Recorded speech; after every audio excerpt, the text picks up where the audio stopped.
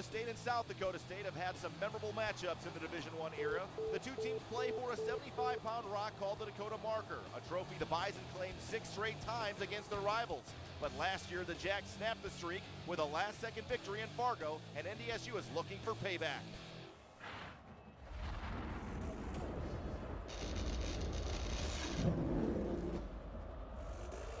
Get your horns up!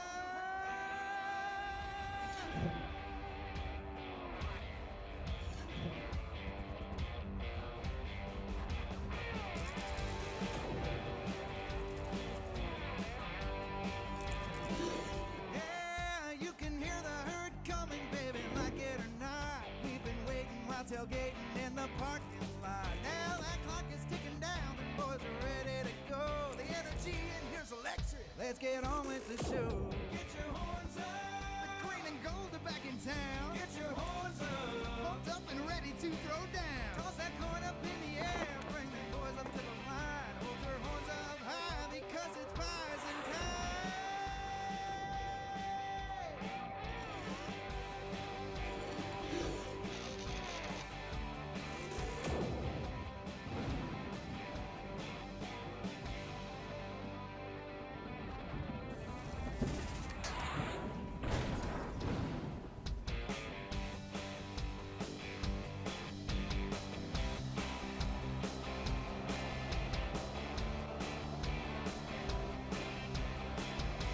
Hello and welcome to Dana J. Dykehouse Stadium here in Brookings, South Dakota for a key Missouri Valley Conference football matchup here this afternoon.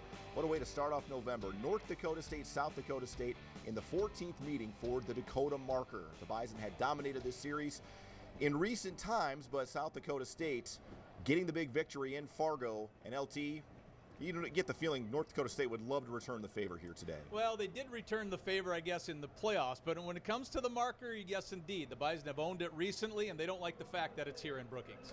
And for North Dakota State, I think the key certainly is for them is defensively, the only FCS team holding opponents under 200 yards per game on average. South Dakota State playing really well offensively right now. 110 points in the last 2 games. It's going to be good on good here today. I think Coach Stegelmeyer said that last week with Taryn Christian was the best game, maybe the best game that he's ever seen him play. So if that gives you any indication of the way the Jackrabbits offensively, the big three, I think it was Mark Farley that first called them the three amigos, but the big three with Goddard and Winnicky and Christian, well, they're all playing well. They had their best game of the year last year, and the Bison know it. Defensively, North Dakota State with Nick DeLuca, a different team than what South Dakota State saw last year as well. I personally think that if DeLuca played in the regular season game, Taryn Christian wouldn't have ran nuts. He had 141 yards, I think, rushing in that particular game. And that was the first time that the Jackrabbits actually showed quarterback scramble as being the one thing NDSU wasn't ready for. Well, the Bison are ready for it now. Maybe undervalued a little bit in this matchup is the North Dakota State offense, especially against the South Dakota State defensive front. Christian Roseboom, one of the top tacklers in the Missouri Valley, but the Jacks have not shown the ability to stop the run consistently this year. The defensive line for the Jackrabbits has been not very physical, I guess is one way we can put it, and NDSU usually takes a big advantage of that, and the Bison know that long drives today will be the key to keeping, obviously, that Jacks offense off the field. So North Dakota State will kick off. South Dakota State won the toss, and they will take the football and have it first. So NDSU will have the football to start the second half, and that decision, LT, maybe not that surprising. I think the Jacks would like to jump up on top, get their offense rolling right out of the chutes here. Well, the Jackrabbits know that their key to winning today or any day is they're an offense and a team designed around outscoring their opponent. The Jackrabbits defense has been okay at times. It has been very poor at times, but it is an offense that needs to score touchdowns to have a chance to win today. Obviously, that's the way it is for any team. They have to score points, but the Jackrabbits with the big three have to score, and they want to score early.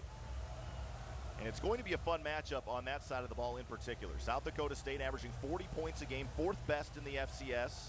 North Dakota State allowing only 10 points per game. That is 2nd best in the FCS. So Cam Peterson will kick things off here this afternoon at Dana J. Dykehouse Stadium. Pretty full stadium here to start things off. this afternoon. And time for another Peterson Farm Seed kickoff. Kick off your planting season with Peterson Farm Seed. Cade Johnson deep. A redshirt freshman out of Papillion, Nebraska will take a knee. South Dakota State will start at its own 25-yard line. Let's take a look at that North Dakota State starting lineup brought to you by Shields. Caleb Butler, Blaine, Minnesota. Nathan Tangway, Quantico, Wisconsin. Aaron Steidel, Carlos, Minnesota. Stanley Jones, Bismarck, North Dakota. Levi Jordan, Dickinson, North Dakota. Nick DeLuca, Omaha, Nebraska. Jabril Cox, Kansas City, Missouri. Jalen Wimbush, St. Petersburg, Florida. Robbie Grimsley, Hutchinson, Minnesota. Trey Dempsey, Lakeland, Florida. Dale Nelson, Papillion, Nebraska. All right, you notice Jabril Cox in the starting lineup typically, but again, will sit out the first half due to an issue with the targeting last week in the second half against Northern Iowa. First play, Taryn Christian on the option to Brady Mengarelli, minimal gain of a yard. Let's take a look at the South Dakota State offense. Starting lineup also brought to you by Shields. And again, it's the big three of Christian, the big man Dallas Goddard, and Jake Wenicky. Setting all sorts of career records, but LT, that starting front on the offensive line, it's really been kind of a revolving doors at a lot of those positions. It's been patchwork.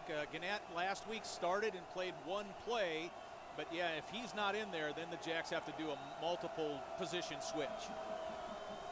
Christian to throw. Pocket collapses, and Christian completes the pass to Jacob Brown, who sneaks free. And Brown has a first down to the 44-yard line. That was one of those run-pass options. Robbie Grimsley was in the area, but just a little bit over his outstretched hand for a first down. And the Jacks want to go fast after the first down. They do not want the Bison to substitute. Christian across the middle, and this is complete again. Inside NDSU territory, down to the 40-yard line. Dallas Goddard, his first reception of the day. Yeah, it just didn't look like DeLuca got a deep enough drop.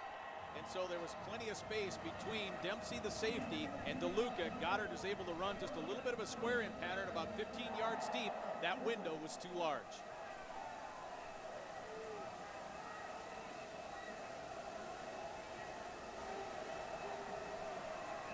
So Christian out of the shotgun again here on first down. Quickly, South Dakota State inside Bison territory. Matt Plank showing some pressure. Now Christian going to run with it, and Christian taken down by DeLuca for a loss of 1. Yeah, that was a design quarterback run, and Nick DeLuca was all over Taryn Christian.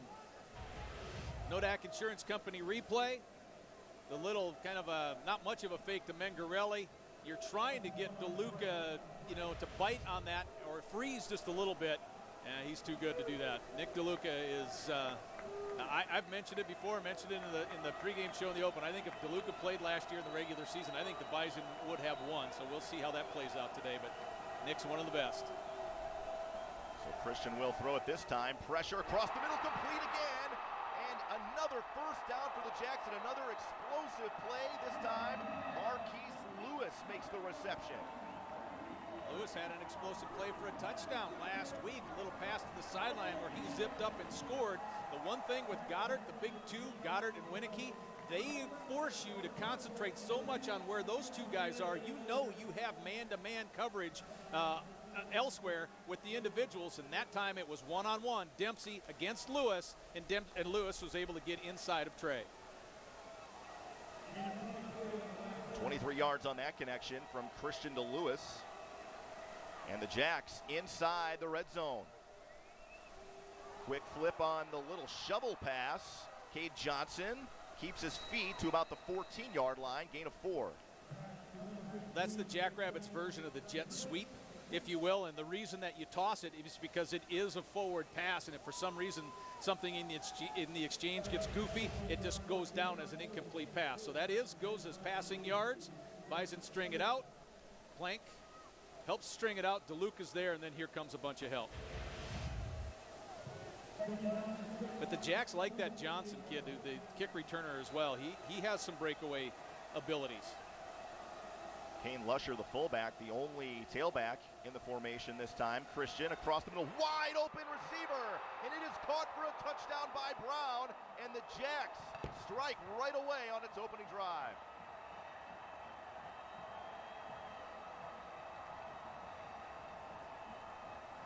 Beautiful little fake to the outside.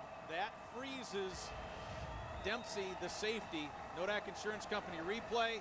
Eyes are to the outside. Dempsey's hedging to the outside, reading the quarterback's eyes. And he's able to slip right between Hendricks and split the safeties for the touchdown. Impressive drive. We're right out of the chute.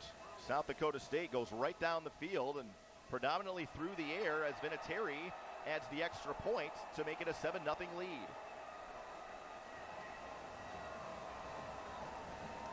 Well, now we know why SDSU wanted the ball once they won the coin flip. We'll take a quick timeout and be back with more from here at Dana J. Dykhouse Stadium. 7-0 Jacks.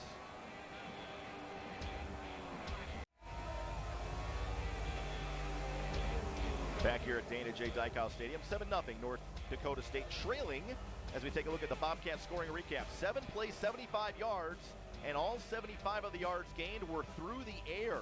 Taryn Christian, 5 of 5 on that drive, 75 yards, and the 14-yard touchdown to Jacob Brown. Tell you, the play I thought that was most impressive was the one where Christian was out on the move. He went off to the flat to a little there and just got it right over the safety, dropped it in to move. I believe it was the first down of that, or the second, first down of that drive. I thought that was a little improvising type of a play that Christian is so good at. And then the other ones were just boom, boom, boom down the field. Dimitri Williams back deep. Another Peterson Farm Seed kickoff. Kick off your planning season with Peterson Farm Seed. And Williams driven back inside his own end zone. Will bring it out to the 15. Flag comes in as Williams gets out to the 25-yard line. So we'll see what the flag's all about. During the return, holding. Number 35 of the return team. 10-yard penalty, first down. That will go on Josh Hayes, the true freshman out of Florida. And that will back up the Bison inside their own 15-yard line.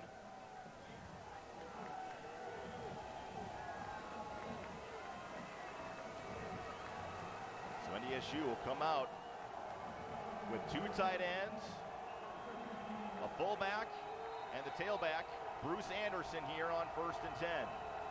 Bison really want to establish something between the tackles, running the ball and running it well. Anderson, met right at the line of scrimmage. No gain on the plays. We take a look at that starting lineup for the North Dakota State offense, brought to you by Shields. Easton Stick, Omaha, Nebraska. Colin Connor, Linden, Wisconsin. Bryce Messner, Mackville, North Dakota. Tanner Volson, Belfour, North Dakota. Austin Coonert, Sioux Falls, South Dakota. Zach Johnson, Spring Lake Park, Minnesota. Connor Wentz, Denellen, Florida. Brock Robbins, Cavalier, North Dakota. Bruce Anderson, Tampa, Florida. RJ Rosendowski, Omaha, Nebraska. Darius Shepard, Blue Springs, Missouri. So Stick will throw here on 2nd and 9, and it was almost intercepted on the quick out. Anthony Washington had his hands on it. That will bring up 3rd and long. Washington had a good read and a good break on the ball. The Bison a little bit lucky that he did not hold on to that for the interception. Take a look at the Shield starting lineup for the South Dakota State defense. Christian Rosaboom, the leading tackler by 30 over anybody else on the team. Kellen Solik, the most experienced defensive lineman, and a couple of experienced safeties as well, and Chris Balstra and Nick Farina. Big 3rd down conversion here for North Dakota State. 3rd and 9. Stick going to air it out for Urzendowski, and no flag on the play, and the coverage was Micaiah Slade. And that'll bring up a punting situation. Well, did you see what I did on the no flag thing? I thought I saw the jersey get tugged. There was a jersey being pulled here on your Nodak Insurance Company replay. A little bit overthrown. The Bison motion out to an empty formation, forcing the Jackrabbits to have max coverage, trying to hit the long pass downfield. But 3rd and long, that's where NDSU does not want to be, and that's where they were on their first possession. Slade was actually the safety, but it was Jordan Brown who was the one that tugged at the jersey a little bit. So Jackson Kuntz on for the punt. Kind of a low liner that will take a Bison hop at the 45. And coming up, looked like he was going to make a play on it, was Adam Anderson, decided better of it. But South Dakota State still very good field position at their own 45-yard line. I think that little surge to the ball made the coaching staff and the sidelines from the Jackrabbits get a little nervous because they didn't want Anderson anywhere near that ball after it hit the turf. Today's game is sponsored by Gate City Bank. Show your buys and pride with an NDSU Gate City Bank ATM and check card. Visit gatecitybank.com/mycard. So the Jacks quickly back to work after a 3-and-out from North Dakota State.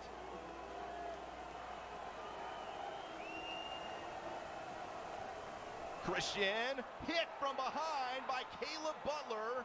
Derek Tuska also got back there for a loss of 4.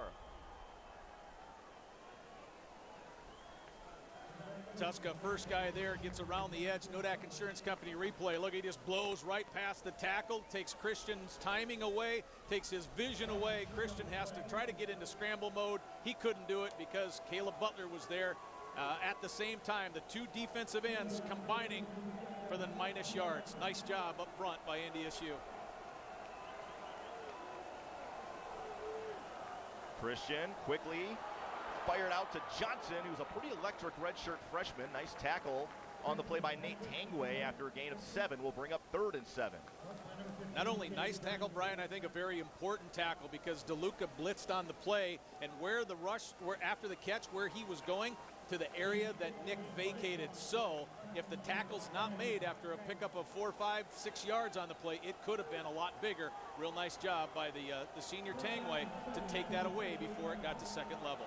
South Dakota State very good in these situations. 56% on 3rd down, leads the nation. That's a crazy number. Bison showing some pressure on the edge.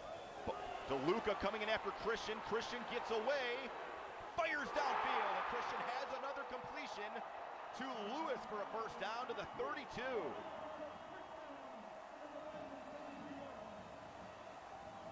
Taryn Christian's feet. He creates time and space with his feet. Most of the time, that'd have been a sack. Instead, it's a first down. Christian flushed again. Flag coming in. I think they're going to get a hold on this play as Christian will run out of bounds near the sticks. But again, I think this one is coming back due to a hold on Charlie Harmon, the right tackle. Yeah, Harmon was working one-on-one against Stanley Jones, and that's an easy call. 10-yard penalty, remains first down. So the Bison finding some things they like, and so far defensively being aggressive on the edges. The defensive ends so far are winning, I think, their battles with the tackles. And Stanley Jones, even though he didn't get there, but he was held on the play. So what would have been a first down on a quarterback scramble, you lose about close to 20 yards on the play. We've already seen a lot of rotations up front. You even see the true freshman in there, Logan McCormick, number 77. Yeah, most teams talk about a front 4. The Bison have a front 10. Goddard will motion. Christian will run and go nowhere. He lost 5 yards. How about Aaron Steidel flying in?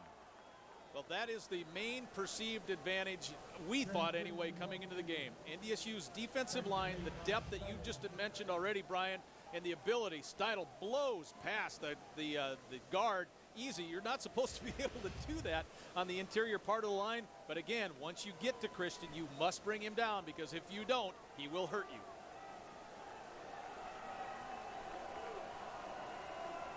Third and a long way, about 24.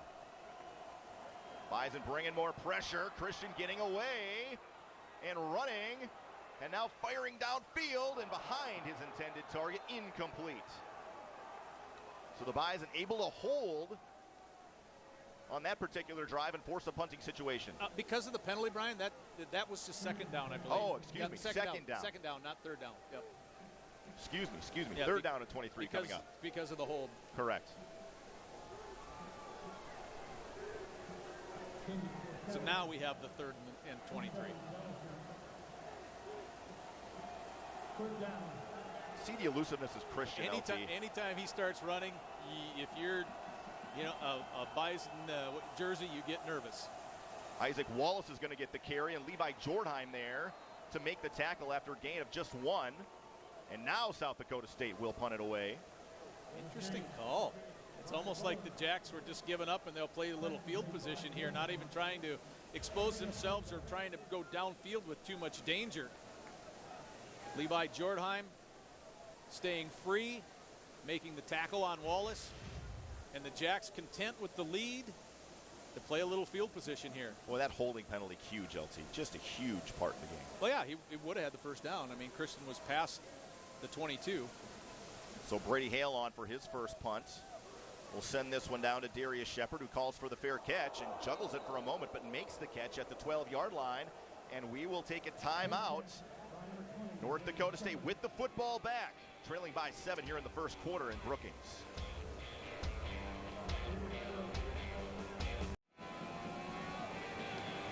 A bit of chill in the air here in Brookings. Today's guide sponsored by Gate City Bank, and for a limited time only, receive $700 off your mortgage closing costs. For more details, visit GateCityBank.com/betterhomeloans. North Dakota State, just 1 yard on its opening drive. Will start here 1st and 10 from the 11. Ty Brooks with the carry, will squeak outside off a block, and here comes Ty Brooks. Got a great block downfield. Brooks to the 40. He may go. Touchdown, North Dakota State. No flags. Oh, there is one back at the 38. Excuse me. The Bison had a couple of people around the sidelines that were standing over it, but there is a flag back at the 38-yard line. So hold everything.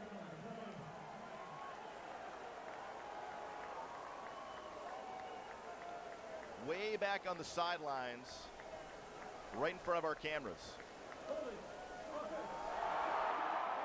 Remains first down. I didn't catch the number that they called. Nodak Insurance Company replay downfield. Well, you see the jersey being pulled right there. Was that Dallas Freeman, I think? 83 in there, shoving the guy way out of bounds with a fistful of jersey right in front of the official. But the Bison, the first time NDSU had the ball, tried some power inside, didn't have it. That was an outside G. Tanner Bolson was perfect on that particular play, pulling out in front, but it's all wiped out. Flag came out pretty late on that sideline. Gain of about 12 on that play, still, regardless of the flag. Now Anderson back to work. We'll try to bounce it outside. We'll get to the sideline and gain about 3 yards or 4 up to the 27. One of the safeties, Nick Farina, there to run him out of bounds. The two starting safeties have more of a reputation as being run stoppers. The two guys who play behind them are better pass coverage guys. So it's interesting to see how they will work their safeties today. Take a look at your North Dakota Beef Commission quarterback stats. And for Easton Stick, 64% of his passes, 14 touchdowns to 4 interceptions. Also has 5 rushing touchdowns on the season. And Stick is going to keep it this time up the middle. And Easton Stick stumbles his way to the 44-yard line. And good enough for a Bison first down. Boy, a lot of room up the middle that time for number 12. Well, the right side, Tanner Bolson, the center, and the guys off to his right do a great job. Look at Kunert. He just blows those guys out of there. And Mesner takes care of the second-level linebacker, and then the first contact that Stick has is with the safety. Anytime you can do that, that is a really good thing. That's what Youngstown State did to this defense. Youngstown just ran it right down the heart of the Jackrabbits in the Penguins' victory, and the Bison know they want to establish something today right up the middle in between those tackles. Play action. Stick rolls and now fires a little bit late. Connor Wentz, the intended target, incomplete. Balster in on the coverage for the Jacks. I don't know that either of Stick's looks were that open, and he just kept rolling, hoping there would be some space created. Nodak Insurance Company replay. You see Wentz has that guy right on his hip the whole time, well covered. Safety reaches across, knocks it away. But I don't know that Easton had a lot of choices there, and then there was no space to turn it up and try to run either. So 2nd and 10. Stick under some pressure, now getting flushed. And now fires on the run, open receiver on the sidelines. and it is incomplete. Dallas Freeman caught the football, but apparently did not get a foot down, and that will bring up 3rd down for the Bison. More than enough yardage for the 1st down, but he couldn't get a foot down. Stick on the roll. You see a perfect look at it. Oh, I think that's a catch. Yeah, I think you need 1 foot down. Only 1 foot is needed to get down, yeah, and that heel is catch. up. I do think that's a catch. But instead, it's 3rd and long. Surprised they don't look at that one a little bit closer. And now Coach Kleiman is going to take a timeout to have the guys look at this. He's going to ask the official to look at this, I believe.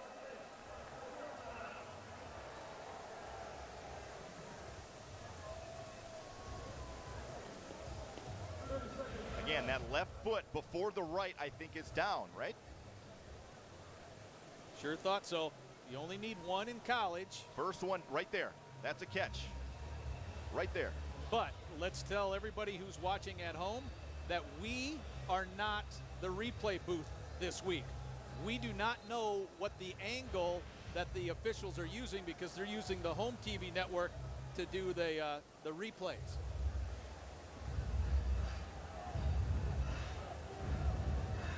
And I don't think they're replaying. They're still not looking at it. I'm surprised.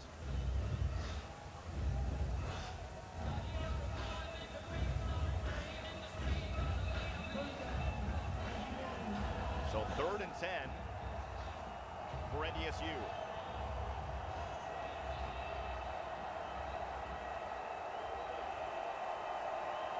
Bison 45% on 3rd down this season.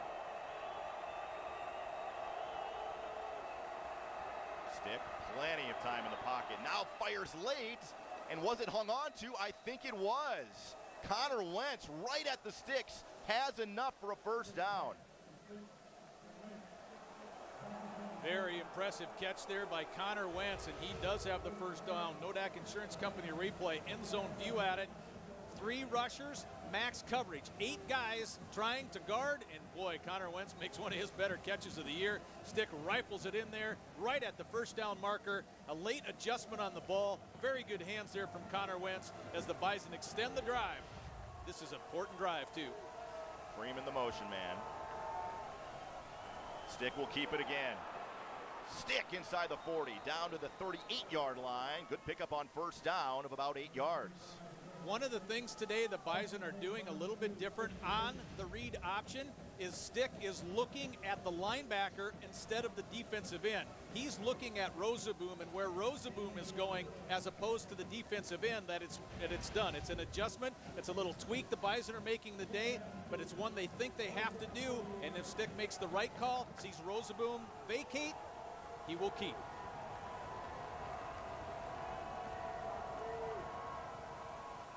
Stick fires on the slant. Urzendowski's got the catch to the 20-yard line, down to the 15 before Washington takes him down. Another Bison 1st down.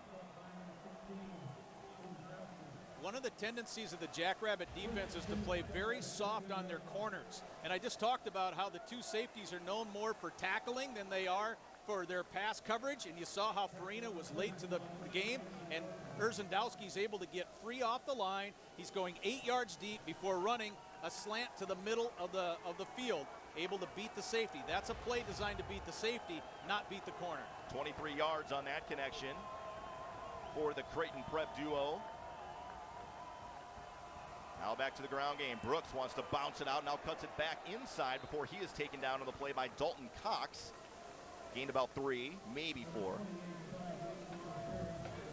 My first guess is that Ty missed the window. I think there was a play a little bit closer to off tackle that would have opened up, but he tried to go a little bit outside and got cut down for less gain. Nodak Insurance Company replay. We'll look at it again. Oh, this is the pass play on the slant. And the good pickup by those 2 guys that have been pitching and catching together for a long time. 10th play of the drive that started back at the Bison 12.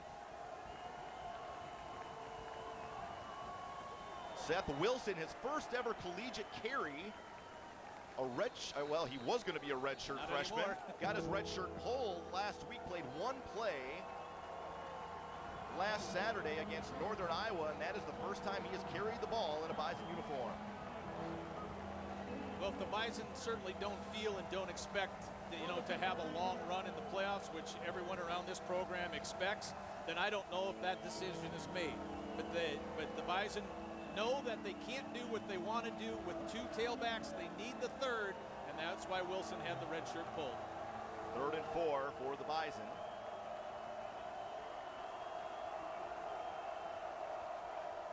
Stick design run. Follows a lead block by Robbins and gets a first down inside the 5.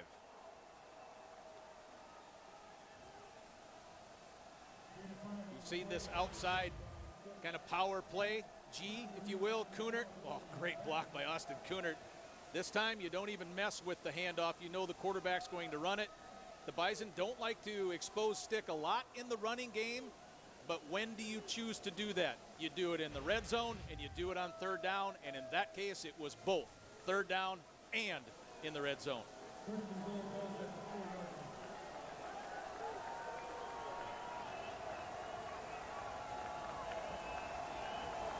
High formation, Anderson the tailback. Play action for Stick. Fires across the middle, caught! Touchdown, North Dakota State, Connor Wentz.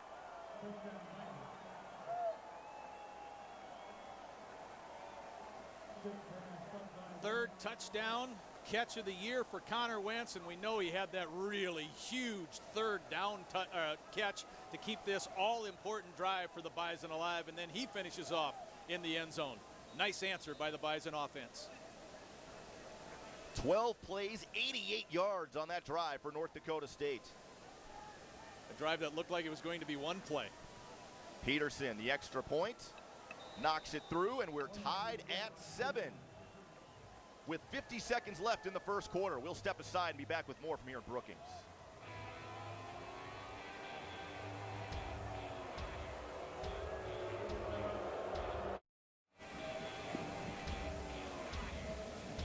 First time these two teams played for the Dakota Marker in the Division I era, 2004, and it was a classic here in Brookings. Both teams going back and forth, the Jacks winning it 24-21. That's what they're playing for here today, a 75-pound rock called the Dakota Marker. Always nice to have a little extra in this series. This is the 107th meeting between these two teams. Cam Peterson on for another Cam Peterson Farm Seed kickoff. Kick off your planting season with Peterson Farm Seed. Booted about 2 yards deep, and Johnson thought about bringing it out, but then decided to take an E, and the Jacks will start at their own 25. Nodak Insurance Company replay, LT.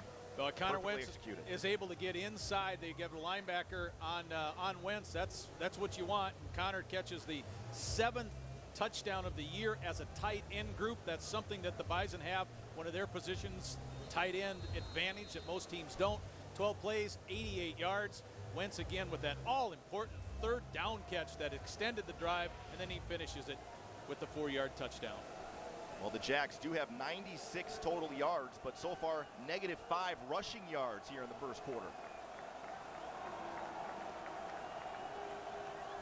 Christian will throw again.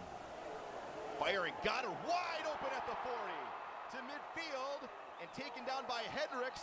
Or did he lose the football? No, down by contact at the 41 of NDSU, and Goddard wide open there on the sideline. Boy, that was a nice play. There was a ton of things happening on that, all to disrupt the defensive backs.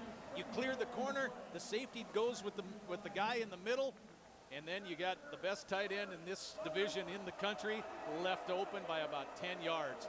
That was a nice play, but I think it's coming back. Flag. Half the distance to the goal, and I believe it was a hold, was it not, LT? I did not pick up what the call was. So that will negate a 34-yard reception from Goddard. The fans here don't like it. Well, it'll be real interesting to see how the Jacks answer after a big penalty against them. Obviously, the Bison had a touchdown wiped off on Ty Brooks's long run, and NDSU was able to still get the 88 yards for the game-tying score. And a couple of huge penalties here early on South Dakota State. Watch the lower right. Stanley Jones going against. There's a big tug. Yeah, the Bison defensive ends are owning this game right now. Christian's going to run again, and this time some room, and Christian tripped up at about the 23-yard line, so a gain of about 8 yards. And that will be the final play of the first quarter. We'll have 2nd and 12 for South Dakota State and its own 23-yard line. When we come back, it's been a fun first quarter. We're tied up at 7 on the Egg Country Farm Credit Services scoreboard.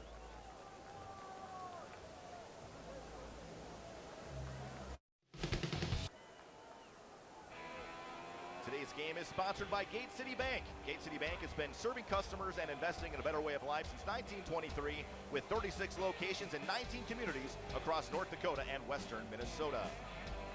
2nd and 12 for South Dakota State from the 23. Christian fires, and that is caught by the backup tight end, Kavanaugh, and Kavanaugh has a first down across the 35 to the 38.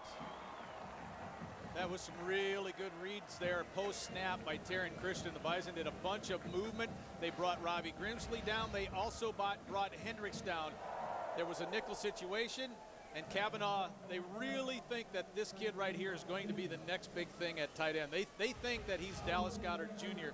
in the making. He's a true freshman as well. There's a look at Taryn Christian's numbers, brought to you by the North Dakota Beef Commission. 21 touchdowns, just 4 picks. And that pass dropped by Goddard. Well designed there by South Dakota State, but the big man dropped it. Will bring up 2nd and 10. Goddard was the right tight end of the 2 tight end set. Kavanaugh takes off, tries to clear out, and then Goddard runs a little bit of a pattern, just a cross pattern in front, behind his offensive line, in front of his quarterback. And then for a guy who's made so many one-handed catches, you just don't expect him to drop one right in the breadbasket.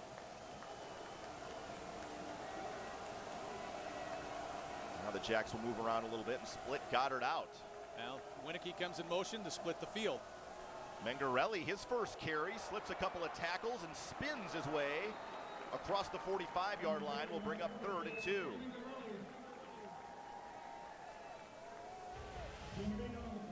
But the Jacks have to believe it's important for them not to abandon the run. Here Mengarelli does a good job spinning on that 2nd and long play. But the Jackrabbits know that their success today and so far has been through the air. But you can't throw it on every single down. They have to try to find a little bit of balance. And when the Jackrabbits offense has been at its best this year, is when the running game has been a part of it. 3rd and 2, Brown in motion. Christian, a little jump pass, and it was batted down, incomplete. Sure looked like Matt Plank was the guy who got a hand on that. We talk about an RPO, though, a run-pass option. Nope, he's reading, and 44 takes it away, trying to get it to Goddard. Good recognition there from Plank, who's back healthy again after missing some time due to an ankle injury. And a punting situation again for South Dakota State. But that's how the Jackrabbits put pressure on a defense, because run plays look like passes, pass plays look like run. It is really in some conflict against the defense. Brady Hale will spin one down towards Darius Shepard, who makes a fair catch at about the 17-yard line. And we will step aside once again. 13:23 to go here in the second quarter. We're tied at 7 on the Egg Country Farm Credit Services scoreboard.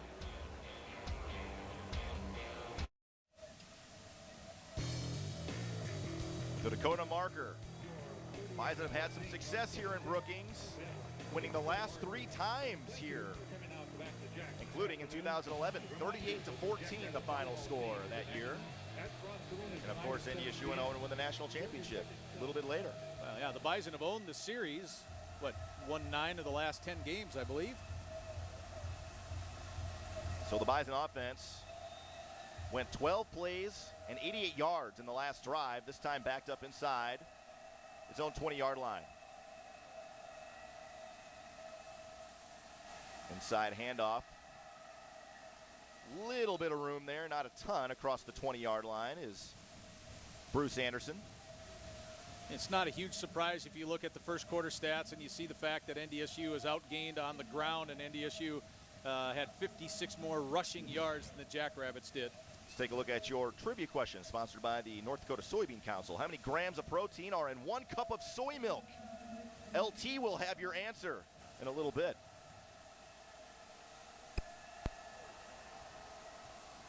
Stretch play to Ty Brooks, who was drilled by Roseboom after a gain of 1. Well, he's the tackling leader. I know he's only a sophomore, but it sure feels like this kid's been playing for about 4 years already. Leads the team in tackles, came in with 34 more than anyone else. Roseboom is able to square up and plant the running back. We all know he's not a fan favorite after a tackle last year on number 8, but that's one of the reasons this rivalry has gotten so intense over the years. 3rd and 7.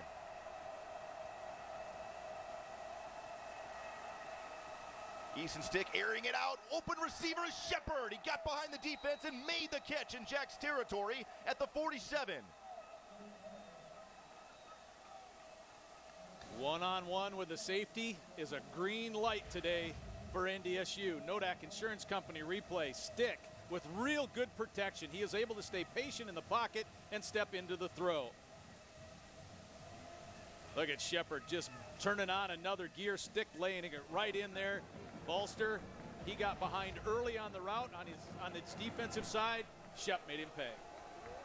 And another big 3rd down conversion as well for North Dakota State. Ty Brooks on the end around, trying to use a block, but not get outside. That time, good pursuit by the Jacks. Roseboom got over there with Bolster and gave Ty Brooks no room to run. Loss of a yard. Well, in the back-to-back plays just goes for what the scouting report tells you. Bolster much better on the run against the pass. He was man up against Shepard. He got burned. He comes downhill, does not give the corner up. Veteran secondary. Outside of Roseboom, they're a little thin, the Jacks are, at the linebacker spot, but the veteran part of the defense is on the back end. Play action for Stick. One-on-one coverage. Urzendowski down the field. Could not hang on to it. Incomplete. Jordan Brown on the coverage. Bison coach is screaming for a flag. My first reaction was to grab the hip as well too, meaning where my flag was. But a little stop route, a stop and go. Again, great protection. Pretty good coverage. Isolation, there's where you're yelling. That's what we didn't see during the play is the hold. Urzendowski was definitely held on the play. The recovery made by the corner, but there was a hold. Another big 3rd and long. This time the Jacks bringing pressure. This one fired. And another incompletion and no flag as Jeff Ilias was the intended target. Coverage on the play by Alex Romanesco, Yeah, Romanesco coming in on a passing situation. We talked about the way the safeties work. He's better known as a coverage guy. And once again, once the ball got there, there was a lot of contact going on. No call on the play. Houston Stick a little bit of a grin that time. Chris Kleiman wondering what his receivers have to do to get a flag thrown. So Jackson Kuntz on for the punt. It's the Bison, and a flag comes out right away as this one is booted down inside the 5 and into the end zone for a touchback. Usually means someone left a little early, moved a little bit early. It will be against NDSU.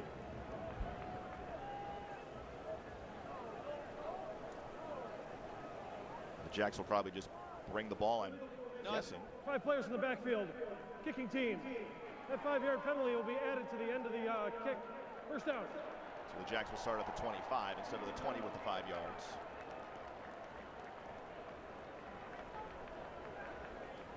Well, which Coach Kleiman and everyone was looking at what you saw in those, we'll talk about it after the break. 7-7, we're tied up. Jacks got the football back when we return.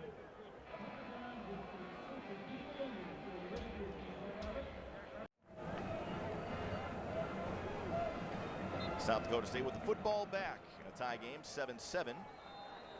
Taryn Christian will operate out of the shotgun once again. A couple of tailbacks to each side. Now Mengarelli will split outside. Christian, plenty of time in the pocket, one-on-one coverage for Winicky, who makes the reception on Jalen Allison, all the way into the Bison territory to the 30-yard line. Well, I know at home you don't get to listen in to what Brian and I talked about during the break, but we just saw exactly what we talked about during the break. Nodak Insurance Company replay, we said, hey, Winicky hasn't had many opportunities here, and there he does, one-on-one with Jalen Allison. That's one of the tougher guards in the league. I know that's where Allison will shadow him. He'll go where Winicky goes. But the Jacks down to the 30. One of those explosive plays that South Dakota State makes a lot of, and that one goes for 40 yards. Christian flushed out and taken down from behind for no gain by Jared Tuska. So important to make sure that Christian does not get outside of that tackle box when he starts moving around. Bison did a tremendous job to keep him there and bring him down. Let's take a look at the answer to your trivia question brought to you by the North Dakota Soybean Council. How many grams of protein are in 1 cup of soy milk? The answer is 6 to 8. So 2nd and 10 now for the Jacks.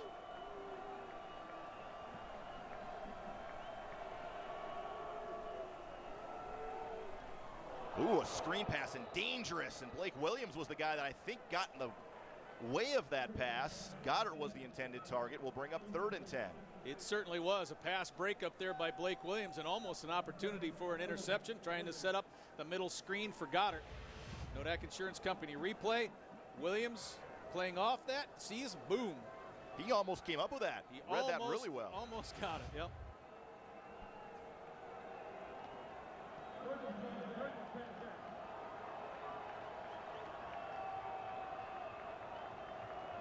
Third and 10, Bison showing some pressure. Here they come, and a screen, and it was called at the perfect time for Goddard, who has a first down to the 10-yard line.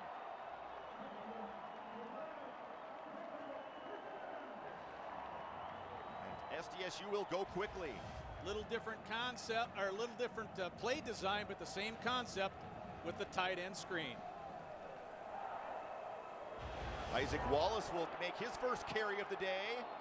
And taken down by James Hendricks as he gets inside the 5-yard line. Tell you that pylon on the corner of the end zone opened up a little bit. James Hendricks really came downfield hard. He had to. If he doesn't get the tackle, it's a touchdown.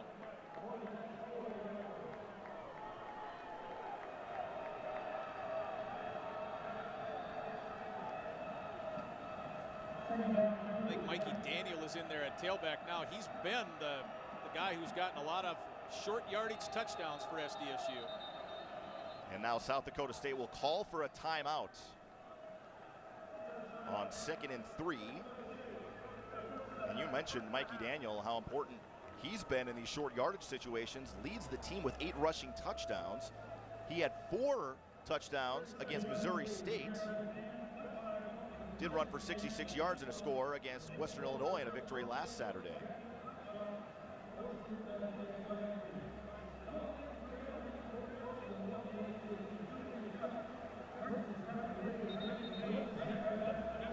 Jackrabbits and their ability to hit big plays. That's the way the Jackrabbits scoring drives. They don't have many all year long that are, 5-6 yard pickups all the way down the field. Somewhere in their scoring drives is usually a big play or two. And Christian already 180 yards passing here in the first half. And now Mingarelli comes in. Daniel goes out. Lusher also in the game, a fullback. Which makes me think a little bit more pass maybe than run.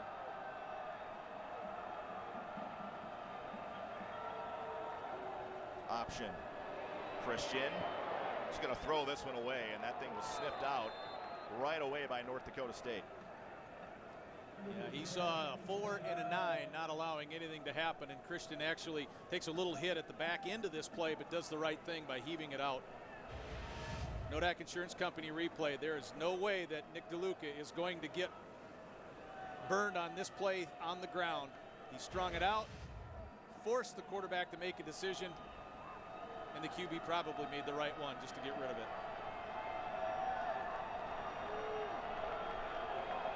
3rd and 3.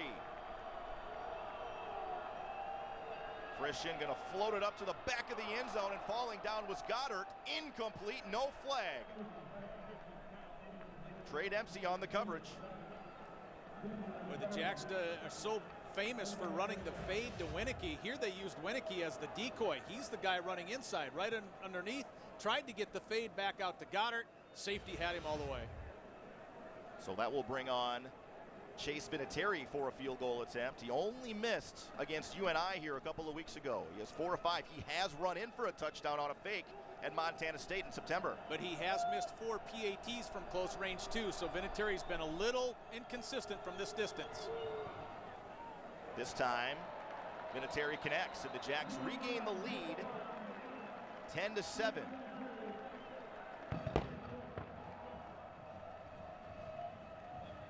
You've heard Coach Kleiman talk many times about field goals versus giving up touchdowns. You'll give up the 3 points.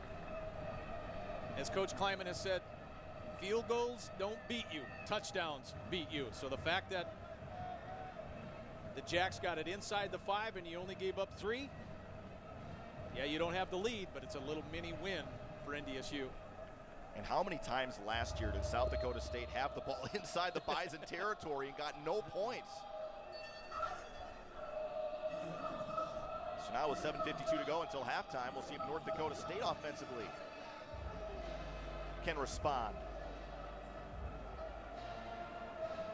Now the Bison picked up a couple of first downs, got it to midfield, but that's not quite good enough against this team and this offense. You need to keep the ball away from South Dakota State. Dimitri Williams back deep for NDSU. Also, the Bison, I think, have taken more deep shots today than was in the playbook, but that's kind of what South Dakota State's given them, and NDSU hasn't quite clicked deep enough yet. Another Peterson Farm Seed kickoff. Kick off your planning season with Peterson Farm Seed. Williams, 3 yards deep, wants to bring it out. A lot of blue jerseys back there. Williams can't get away. Taken down at the 10-yard line. Good job by the backup linebacker, Dalton Cox, on special teams. Well, I know Cox is listed as a backup linebacker, but he's played a lot of reps already today because Kleinschmidt, well, the usual starter, number 31's been unable to go, so Cox has been in there with this first team defensive unit. And NDSU has really had rotten field position all day to start.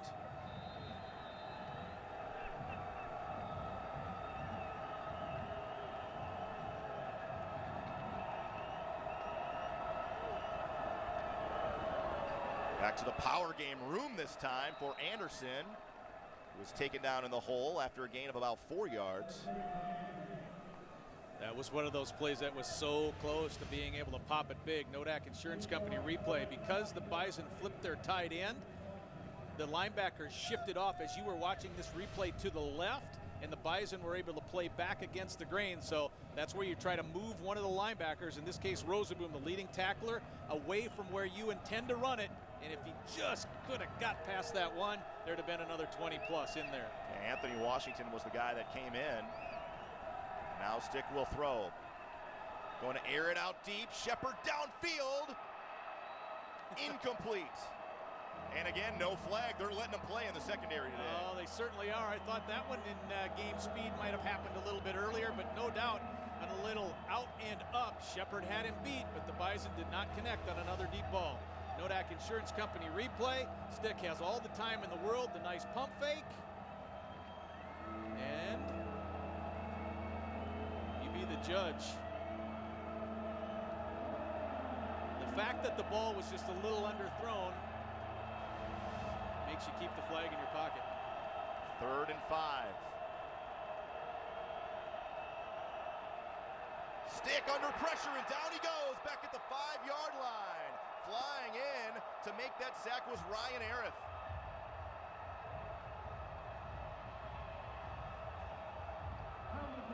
Jackrabbits do not blitz very often, and so whenever they can get pressure with their front four, you see the little cross, and then the offensive lineman, in this place Connor, he got they were unable to hand him off, or he couldn't get back in front of him. So a little stunt by the defensive line. Arith from his his defensive end position, blasting through the middle to get the sack.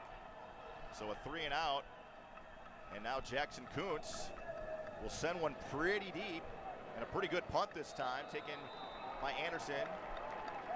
Fair catch at the 45, but the Jacks good field position, and we will step aside. South Dakota State with a 3-point lead and the football when we come back.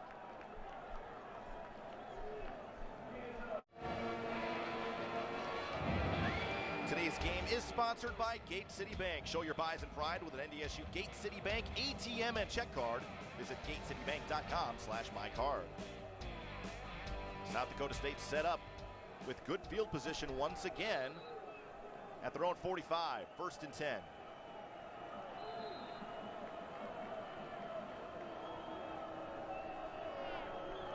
Pressure coming on Taryn Christian again. He's going to air it out, fire high and caught. And again, it's Goddard, pushed out of bounds by Robbie Grimsley inside Bison territory at the 40, 39-yard line. Good enough for a first down. The Jackrabbits are so successful with their verticals, it really clears out underneath. Goddard is able to play across 3 different zones, and the Bison just can't keep up with him. He started on the right side of the formation and came across 3 different spots, 3 different areas on the field, and you can't hand him off or follow him in long enough to guard him for that long. Gain of 16. And boy, Christian was lucky to get back on top of that football. Robbie Grimsley back there to make the tackle, loss of 5. Christian doesn't want to take the big hit. He's looking off, and he goes, uh-oh, here comes the safety on a little bit of a blitz. He's just going to go down and not take the punishment.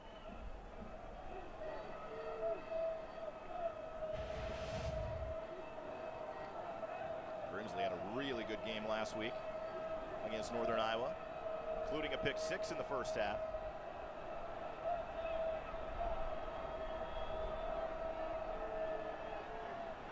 This time it's Megarelli getting the carry, and he goes nowhere. Back to the line of scrimmage, and that is it. Aaron Steidel, Grant Morgan in there to finish that thing off. First guy there is number 5, Robbie Grimsley, once again trying to run at him, knowing that the Bison are in the nickel, or Grimsley's playing an outside linebacker position because Jabril Cox is not in there. So a lot of reps this week done by Grimsley in a linebacker type situation.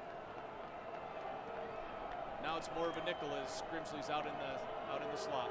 Cox will be available in the second half, and this a flanker screen. Caleb Butler came all the way over to make the tackle on Cade Johnson. No gain again.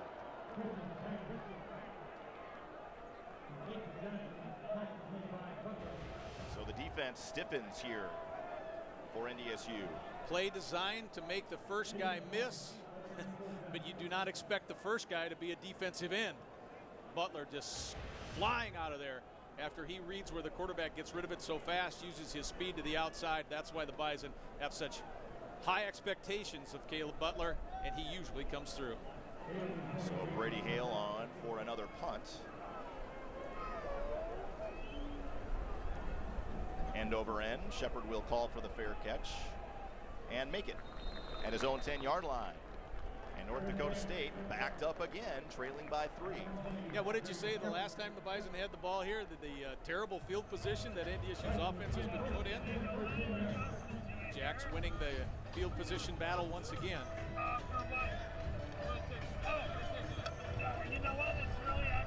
Now, important here, LT, even if the Bison don't get points, they just hang on to the football the rest of the half. Stay on the field.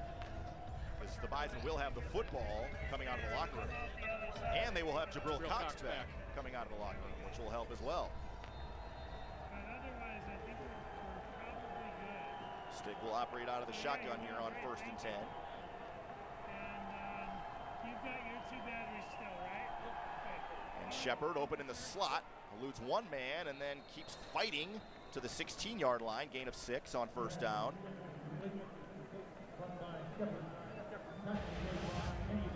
Nodak Insurance Company replay, fake on the run, then about a 5-yard, 6-yard pickup. Let's head it down to Ryan Gellner, our sideline reporter today, for an update. Ryan.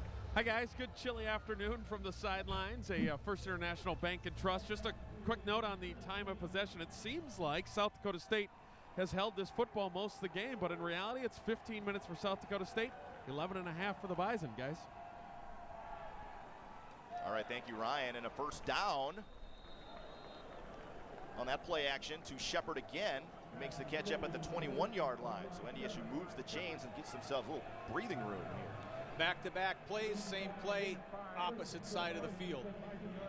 The Jacks are playing a little cushion, allowing the man in the slot, in this case Shepard, a little 5-yard catch, a little stop route. He catches it, gets a couple of extra yards. Now the Bison change personnel. Under 2.5 to go. Desmond Kane, the motion man. Play action. Stick dumping it off. Connor Wentz open. And Connor Wentz getting another NDSU first down. Gain of about 15 yards to the 37. Heavy run look from NDSU on that possession, and Wentz just fakes, gives a 1 second at the line of scrimmage that he's going to block. You see it, then he plays off, spins off the linebacker, and gets out into the flat.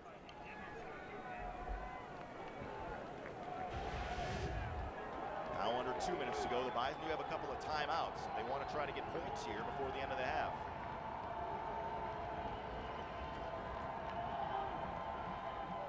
Pressure coming, stick unloading, and it's Urzendowski cutting inside. The pass goes outside, and Jordan Brown makes the interception at the 40.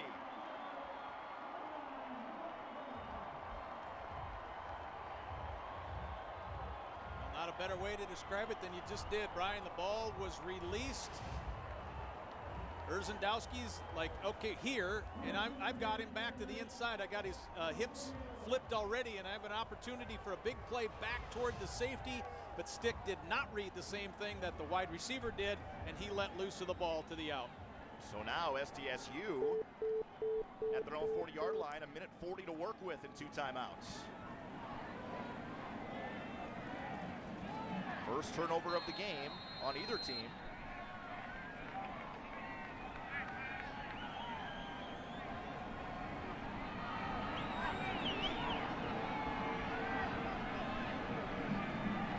Boy, and had Stick thrown it inside, Urzendowski may have run it in for a touchdown. There was nobody home for South Dakota State.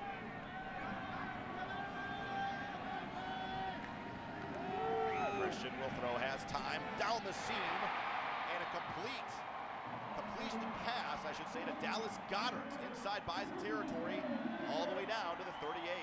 Verticals and seams, that's where SDSU has gotten so many yards. You saw, I think that was DeLuca, got a little bump, but Goddard is so big, you can't, or excuse me, that was Jordheim, but you can't take him off his route. He's so big and strong. Christian under pressure, hangs in there, fires.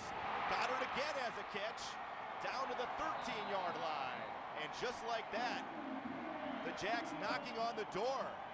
Plenty of time left here in the first half. It's been the Dallas Goddard show. He's been the man open, he's been outside, he's been inside.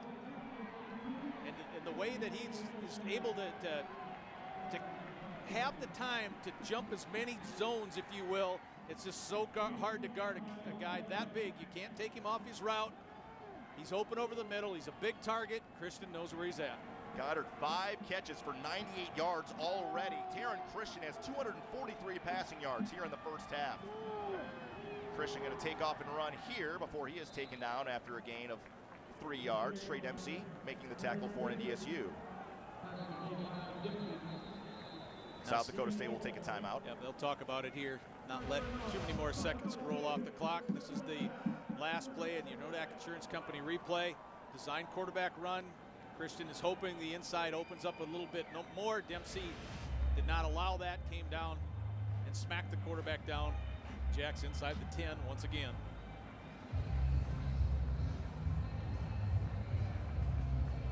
But the speed at which this Jackrabbit offense can put pressure back on, get the Bison defense in this case on their heels so far today has been impressive.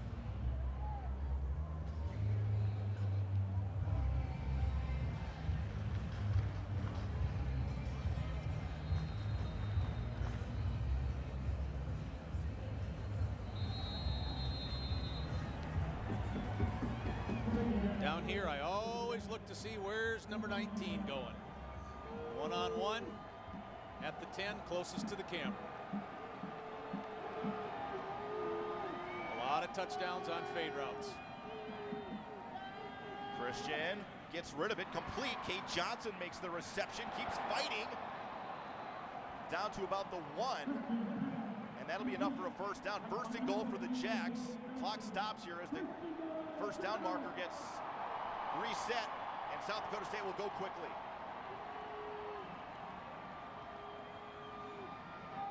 Across the middle, incomplete.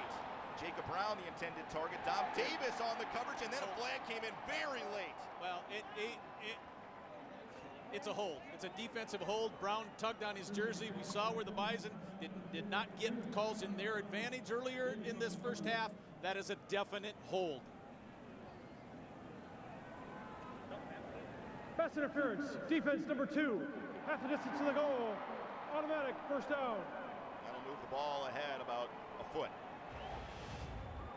Here's the isolation, a cut inside, and you'll see the jersey get pulled from both the front side and the back side. You're right, though. It did come in late, the flag.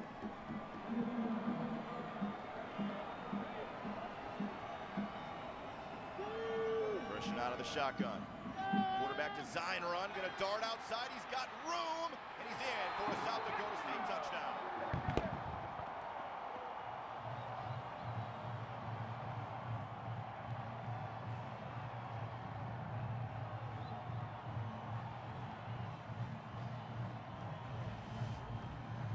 Insurance Company replay. Christian gets to the outside. At this point, he's one-on-one with Dempsey. Dempsey was not allowed really to get himself squared to where the runner was coming. He had to work his way around Goddard. Too much room. Taryn Christian for the touchdown.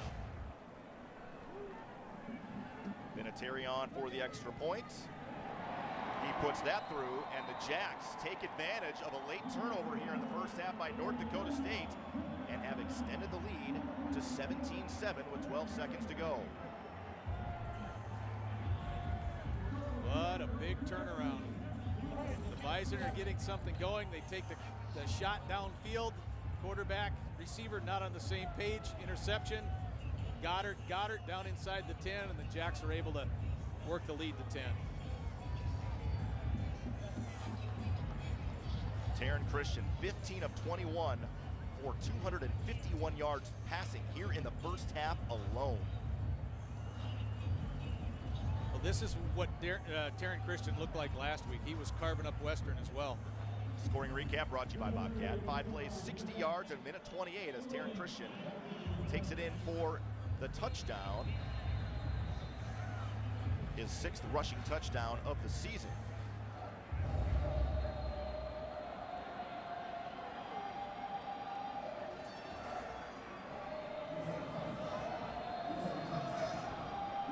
North Dakota State will have to come from behind here in the second half.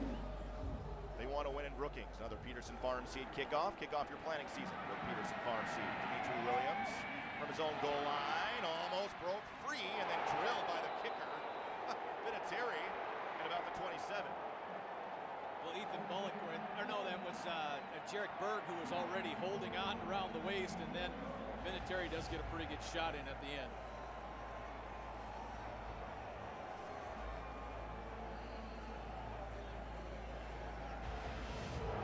It's good form by the kicker, too.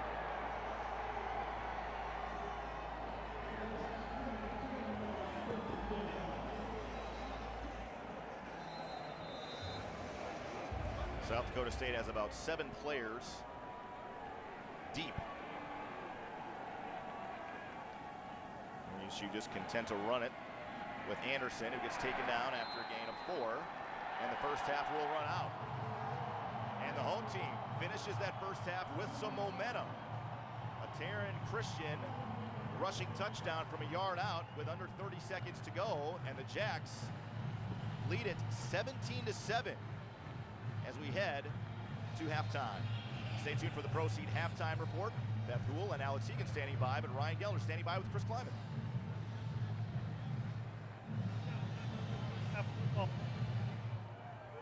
Only 30 minutes. Well, we'll come back. We'll be ready to play second half. It's back to you. All right, thank you, Ryan. Now we'll take a break. Stay tuned for the Pro Seed halftime report. Beth Hool, Alex Enoch standing by.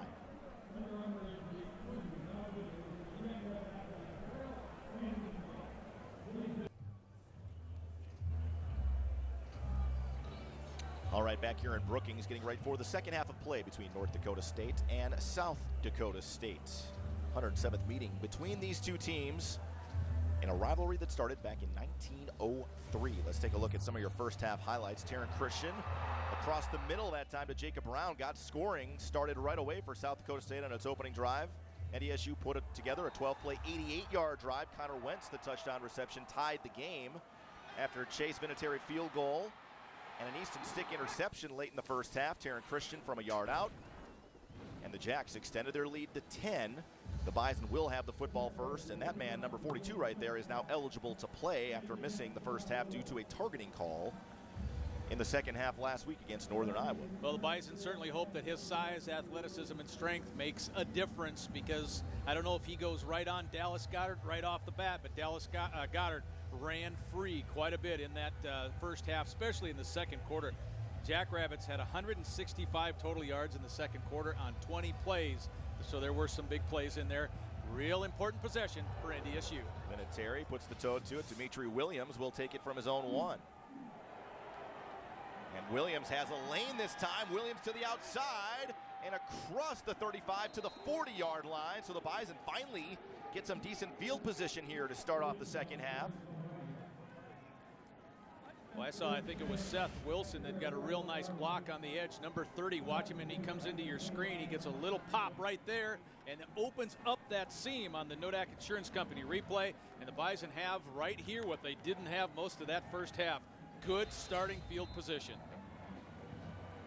So we'll see what North Dakota State does with it. And again, LTU and I had talked off camera. Just 2 rush yards in that second quarter for North Dakota State. Yeah, four rushing yards. Yep. Seth Wilson getting the carry and taken down for a loss of 2 on the play. And coming in to make that tackle was Logan Backhouse. Let's throw it down to Ryan Gellner on the sidelines with us. Ryan.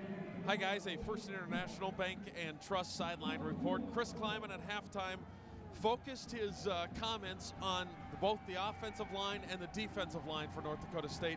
He told the troops, he said, if we're the best lines in the conference, we need to come out and play like that. He really challenged both sides of the football. Guys? All right, thank you, Ryan. And we'll see if they can respond. Stick under pressure, got on a 1 tackle, and then is dropped by a couple of Jackrabbits back at the 33-yard line. Spencer Hildahl got in there for the sack. But the first guy there, Brian, was Backhouse, the guy who just made the tackle previous play. Back-to-back plays here by Backhouse, who missed the last 2 weeks with an ankle injury. And here he's coming out on this first drive and influencing the defense here for the Jackrabbits. Take a look at that quarterback comparison brought to you by the North Dakota Beef Commission for Easton Stick. 7 of 15, the costly interception.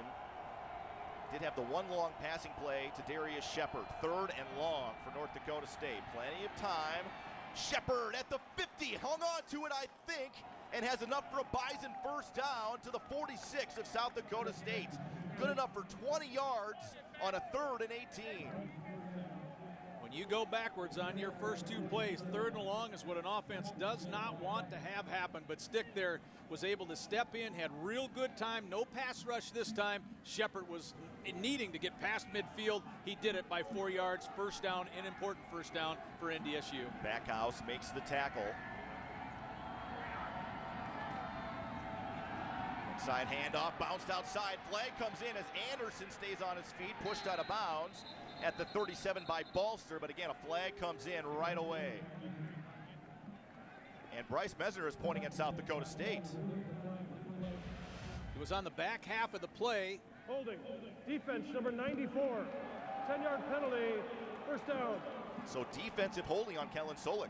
I don't know if you saw Mesner in that particular play, but he was going over backwards because Solik had almost like a horse collar on the back of his jersey and was pulling the big man down backwards.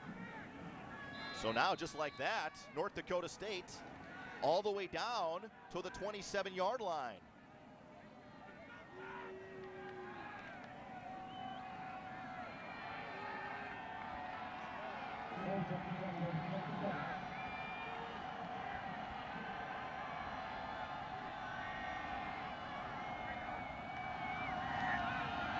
Ty Brooks gets the handoff this time. Rosaboom closes quickly for a gain of 3.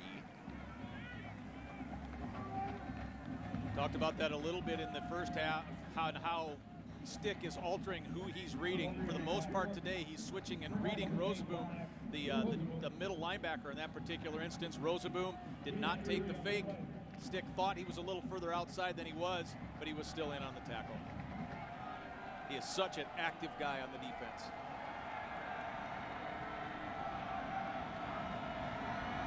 Stick will throw. Down the seam, Ty Brooks! He's got it! Touchdown!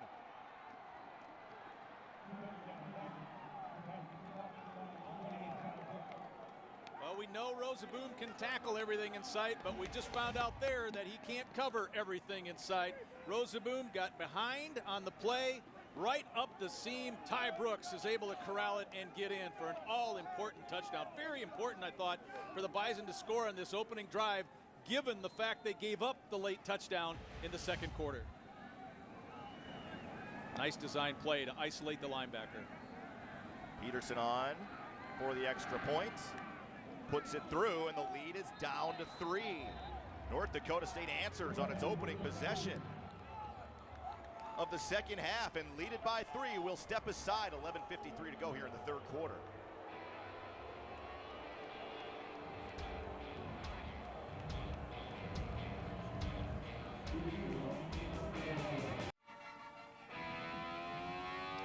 (2015) Carson Wentz at starting quarterback. Threw for a couple of scores, ran in for a score. The Bison jumped out to an early first half lead and never looked back en route to a 28-7 victory over the Jets. Yeah, that was a game where Carson really in the quarterback run game. Of course, Brock Jensen had some really good run game stuff too against South Dakota State. Peterson, another Peterson Farm Seed kickoff. Kick off your planning season with Peterson Farm Seed. Boy, some popping going on down there, but pretty good return on the play that time for South Dakota State. Mikey Daniel was able to shrug off a tackle and get up to the 30-yard line. This is Jackson Brown, will be first man down. He really engages the blocker and almost brings down Daniel, but we know that he's a big, strong kid. He's able to fight through that and then planking others. Take a look at your North Dakota Beef Commission quarterback numbers for Taryn Christian. Had a big first half, 15 of 21 for 251 yards, ran for a score, passed for a score, and 98 of those yards and 5 of those receptions went to number 86, Dallas Goddard. Bison just have to find a way to get off the field here. Mangarelli trying to find some room and was able to find some room, gained 6 yards up to the 36. Trey Dempsey. Jalen Allison helps make that tackle for North Dakota State. Again, this is technically a pass because it was thrown up underneath. It wasn't a handoff, but Winneke does a pretty good job. He's locked up on Robbie Grimsley. He helps move Grimsley off the play. And to the wide side of the field, the Bison stretch it fairly well, but still give up about 6. Mangarelli. Levi Jortheim closes quickly, a yard short of a first down. Will bring up 3rd and 1. I thought Jalen Allison broke off as well to help get in on that tackle and to keep him from getting the first down, forcing 3rd. Those two guys combining on the tackle. South Dakota State in that first half, just 2 of 6 on 3rd down, well below the 56% they average on the season. Mikey Daniel has the first down and a lot more to midfield, down to the 43 of North Dakota State.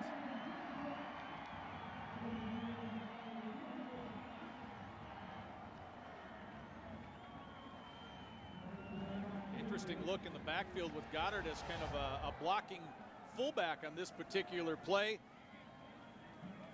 Big time hold, if you didn't see that. That's what I was looking at when the play was going on. Jerseys being stretched. But we've seen both of these teams be very physical at the point of attack. So the Jacks able to move the ball into Bison territory. Christian fires on target. Jacob Brown beat the corner blitz that time from Dom Davis. Gained 6 yards.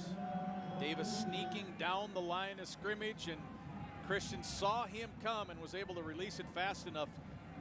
You go to where the hot route is. The hot route is where the blitz was coming from. He's able to beat the blitz.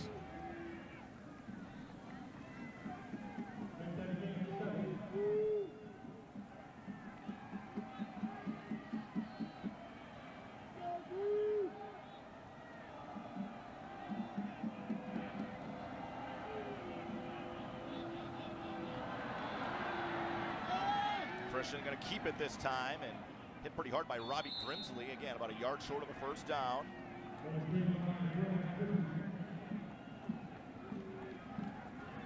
Grimsley whipping that arm around. That means probably something, a little bit of a stinger type of deal going down his shoulder.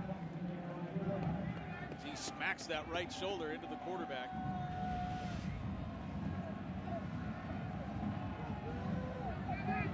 Oh yeah. Robbie Grimsley waving people off, saying, I don't need a substitution, I'm playing. 3rd and 1. Tell you what, he probably right now doesn't even feel anything in his right hand, and he doesn't care. And somebody jumped there for the Jacks. Kapungatoa, left guard.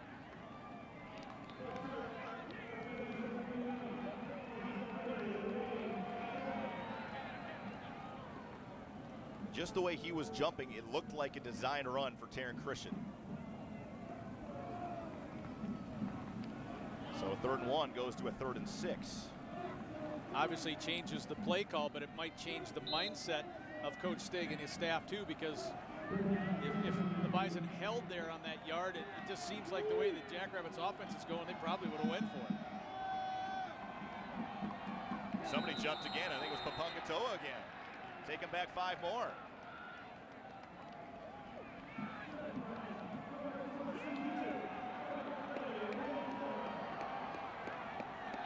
Well, they actually called the center on that play, but I thought you and I saw the same guy move at the same time. That was left guard. Onosargi, the center, is the one who was called. He's a senior, 3-year captain. So now 3rd and 11. South Dakota State, 10th best, you would say, in penalty yards. Fewest yardage per game. They're 10th in the nation. Mangarelli, the single setback. Christian throws, fires a little bit low. Was it hung on to or not? The official says yes. Jacob Brown hung on to it, but I think he's going to be short of a first down by about a yard. Right back to that situation before the penalty. I think the Jackrabbits will stay on the field and go for it. Let's take a look at this again. Kodak Insurance Company replay. Does the ball come down and hit the turf? Juggle. Oh boy, I think that's out. That's on the turf. They should look at that. Seemed like it was on the turf. Unless he kept that left arm underneath there. It doesn't matter. 4th down.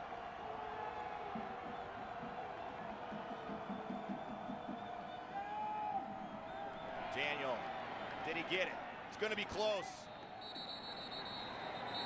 Boy, it's going to be close. I don't know. Depends on the spot. I thought the official closest to us had it marked shorter than the guy furthest from us. Oh, huge measurement coming up here.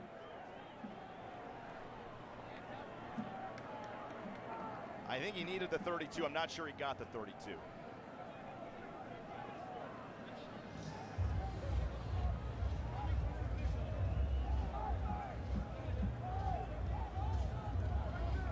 He's short.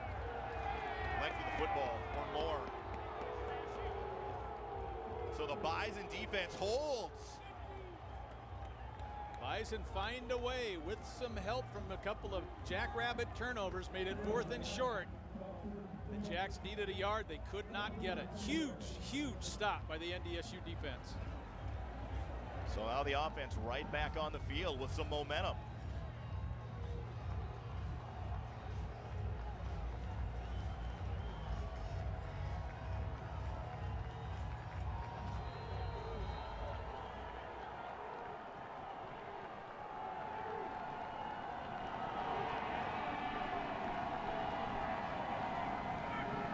Stick play action, taking a shot.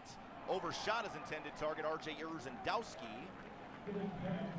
Small window open there, but it was open though. It was open, and Stick threw it too high to give his top receiver the opportunity to catch it.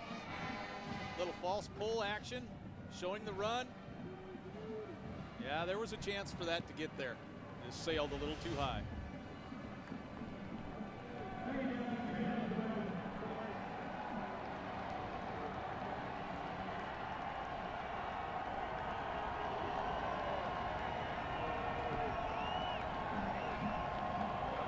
Stick, quarterback keeper, bouncing outside. He lost the ball.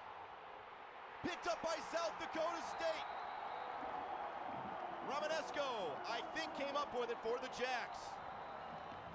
Multiple players still down on the field. I actually thought NDSU had a tight end that made it came out a little bit early. That play wasn't called. Nodak Insurance Company replay. Stick gets the ball stripped. That's Solik, number 94. Romanesco scoops it up. We'll take a quick timeout, step aside as they sort out the injuries here at Dana J. Dykhouse Stadium.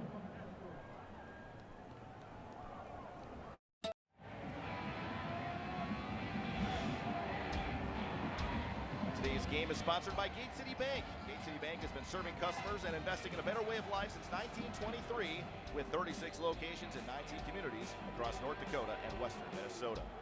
Jacks with the football at the Bison 30. Christian will throw, has time in the pocket, a lot of room to run. Christian inside the 20, slides down at about the 17-yard line, has enough for a first down. Christian is usually pretty good about not taking a big hit. Boy, that middle opened wide open. Both safeties giving over-the-top help on the wide side. That's another one of the reasons the middle of the field was so wide open.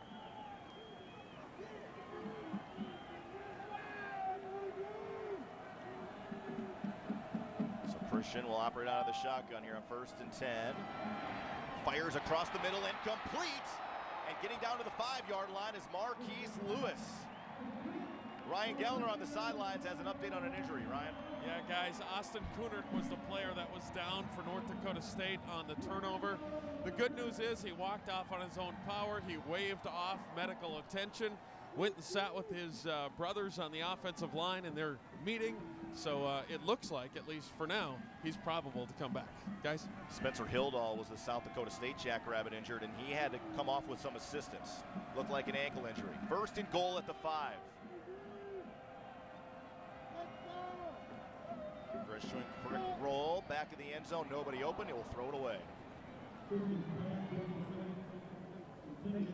I always think of a Chris Carter. I actually heard explain one time why he caught so many touchdowns at the back of the end zone. He says nobody guards the last 2 yards deep of the end zone. That's where Winicky was trying to get open. That's where Christian was trying to find him. But just remember that the next time you watch, you see it a lot in the NFL. Touchdowns in the back of the end zone. It's tough to stay that deep as a defender. Mikey Daniel in a tailback. He's going to get the carry. Daniel, I think, got across. Touchdown.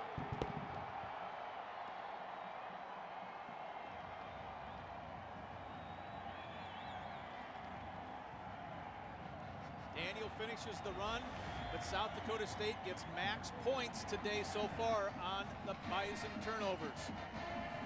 The interception was a touchdown late in the first half.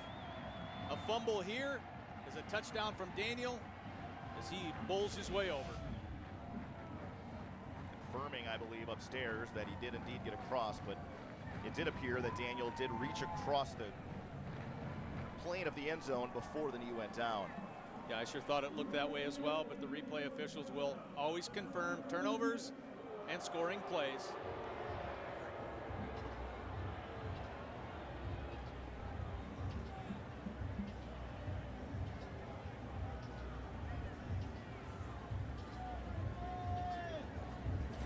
But I think you could see by that last run why Mikey Daniels kind of turned into that short yardage guy. I mean, they list him at 220. He looks bigger. He's a little He's thick, shoulder square, pad level down, knee down is the ball across. There's where you have to figure out the question. On the field, it was ruled touchdown. Tough to overturn it. Need indisputable visual evidence. Here's another look.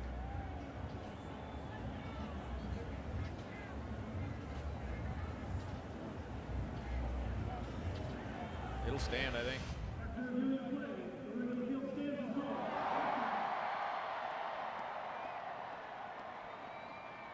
Daniel, his 9th rushing touchdown of the season. And the Jacks have extended the lead back to 9 with the extra point pending.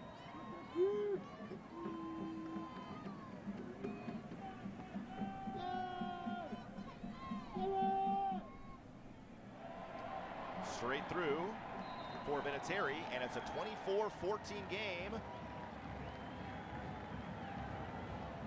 And we will step aside. 5:45 to go here in the third quarter. 24-14 Jacks on the Egg Country Farm Credit Services scoreboard.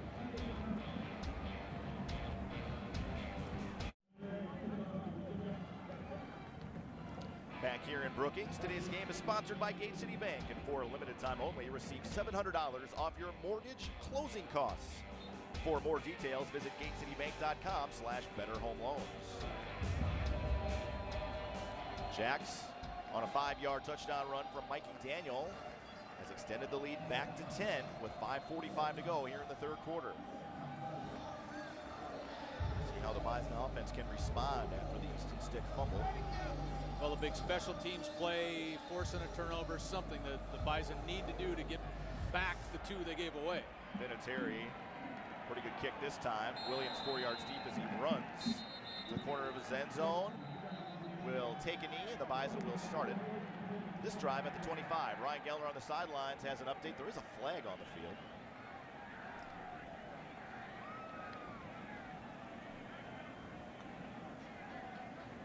This is on North Dakota State. It'll push them inside the 20.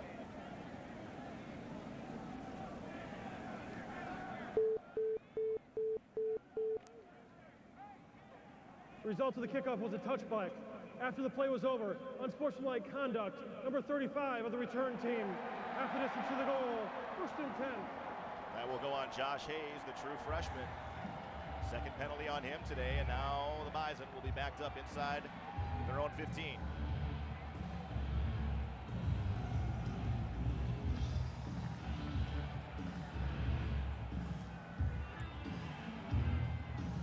What are the 2 things you do not want to do when you're on the road? Turn the ball over and have penalties. That's why it's a 10-point home team lead so far. NDSU from the 12. Ty Brooks squeaks through a hole. Brooks showing off that home run speed across the 30 to the 32-yard line, gain of 20. Boy, a whole lot of determination in this Nodak Insurance Company replay. Pads forward, absorbs 1 hit, and then coming from the sideline, takes another one and gets in about another 5 yards after the second contact. Solid run there by Ty Brooks. And really a run that the Bison needed to get out from deep in their own end zone, or territory, I should say.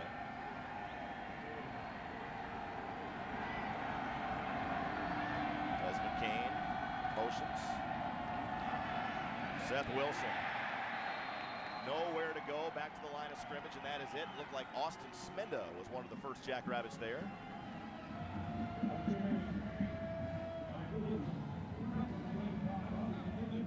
Ryan Geller on the sidelines has an update for us on some other Missouri Valley games. Guys, of there interest. is some good news for Bison fans when you start scoreboard watching. Northern Iowa leading South Dakota with 3 minutes to go in the fourth quarter, 27-23.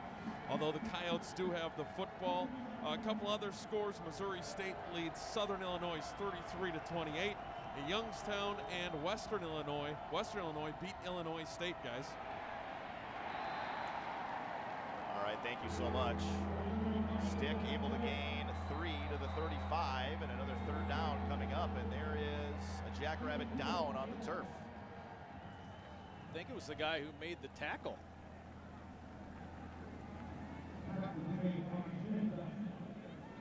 Maybe not. That's Austin Barnett, isn't it? Austin Barrett, I think, the 6'2 redshirt freshman out of Box Elder, South Dakota, and they will attend to him.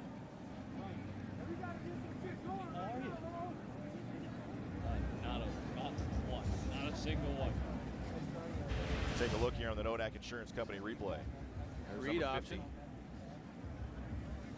Looked like he got hit by his own guy. Yeah. Is that Backhouse that came in? Looked like it. Yep. Looks like he got hit on the back of the head.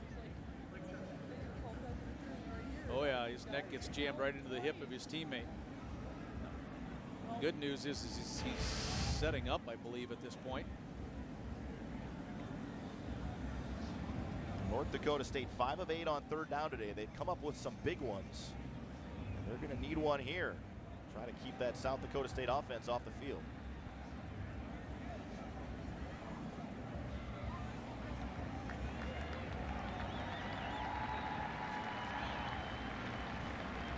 Looks like Barrett heading to the sidelines under his own power. Hopefully he'll be all right.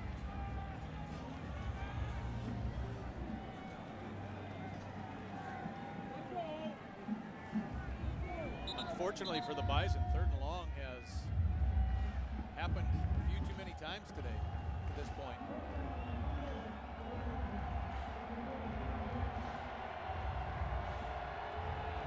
Ticking down towards 4 minutes to go here in the 3rd quarter. Ty Brooks will line up in the slot. Stick. Hangs on to it, now fires high and intercepted. The Jacks got another one, this one taken by Micaiah Slade and pushed out of bounds by Dallas Freeman all the way at the 38-yard line. My goodness.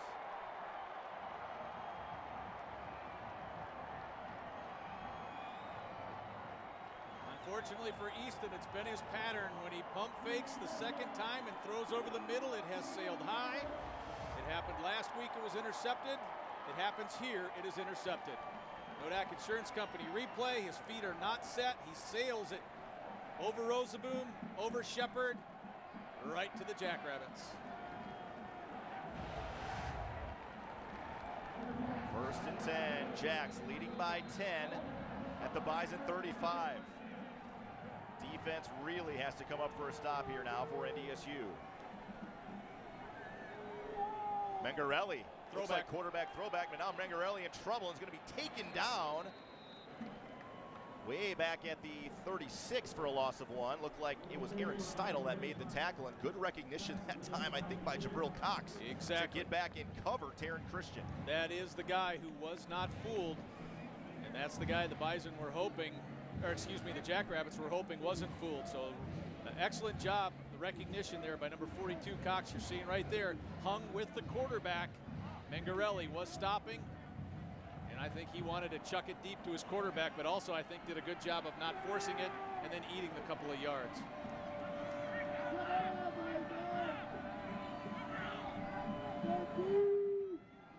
Mengarelli has lane to run, and Mengarelli runs over Jalen Wimbush inside the 25 to the 22.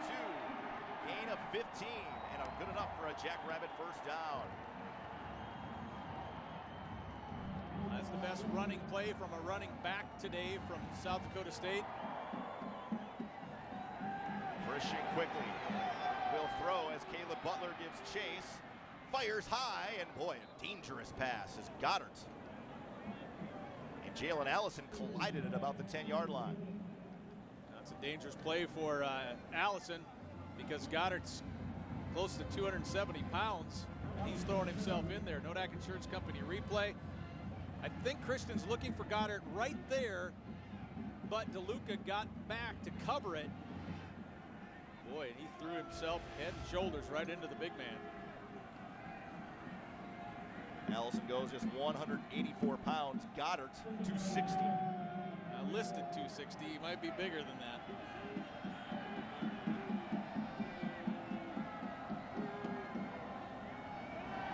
Christian again to throw, now getting flushed out. Dumps it off, incomplete. Looked like Anderson was his intended target. Christian getting up a little bit slowly. Both linebackers came on that play. The guy who got the hit, you see him, Jordheim. Also, Nick DeLuca was in on that. So the Bison are obviously having to do some, it's almost desperate times here toward the end of the third after another turnover, forcing Christian, the quarterback, to throw it away.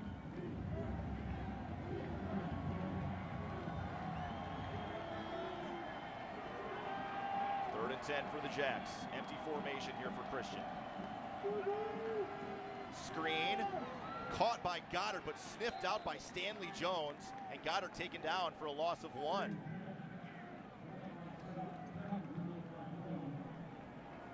Jones playing that almost like a defensive back, kept his inside arm free, tried to knock the ball away, and when he couldn't, he was right there on the tackle. It's a good job. Excellent recognition there by the defensive end from Bismarck High. 41-yard field goal attempt here coming up for Chase Vinatieri, who has already connected once today from 21 yards.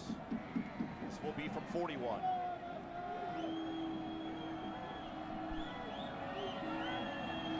Down, up. Looks right down the middle. Plenty of leg, and it's perfect. So the Jacks take advantage of the stick interception, add 3 more, and it's 27-14 with 1:47 to go here in the third quarter. So South Dakota State gets a couple of touchdowns and now a field goal off of those turnovers. Still time here for North Dakota State in this football game, but the next couple of drives very, very critical here for NDSU.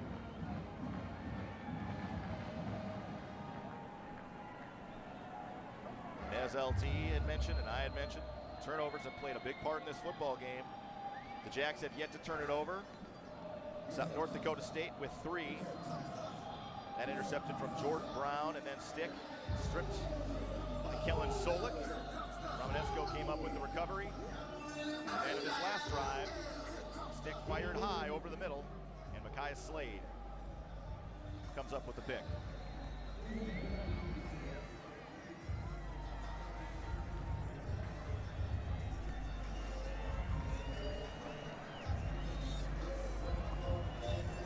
Vinatieri will put the toe to it.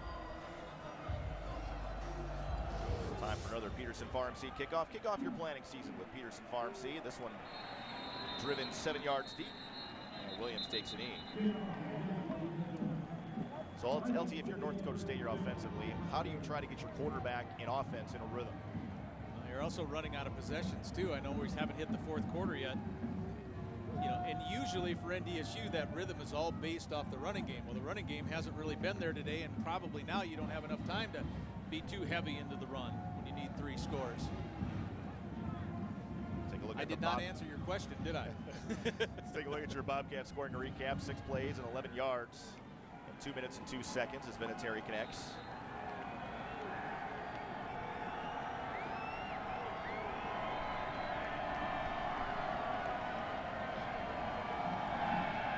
Stick to throw. Desmond Kane wide open, makes the catch on the sideline and slipped down trying to cut back, but still a good gain of 19 on first down up to the 44. Boy, Stick's been trying to get the ball to that window. He's thrown it high a couple of times. This time he really puts it in there well. Kane behind the corner, playing in a zone, and in front of the safety who can't get there. Desmond Kane has speed. Transfer from Illinois. He can get in the secondary deep. Anderson, nowhere. Maybe a yard. 4 different Jackrabbits at the bottom of that pile. Ryan Aarith at the bottom of it. And I have not watched all of South Dakota State's games this year, but this has to be the best that the defensive line has played all year.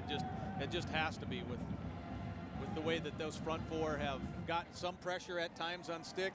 They meaning the Jacks don't blitz a lot. North Dakota State 97 rush yards so far here today.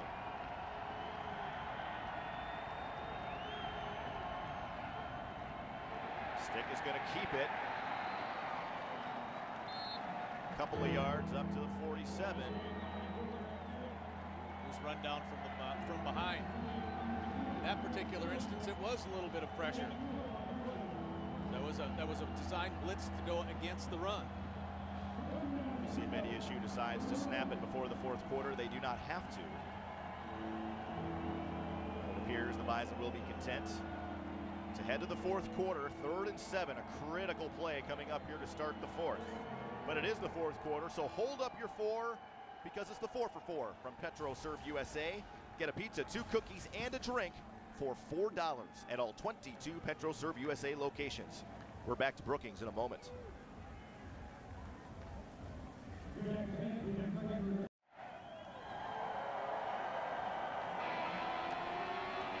It's been a while since John Sigelmeyer and SDSU has beaten NDSU here in Brookings. You have to go back to 2009.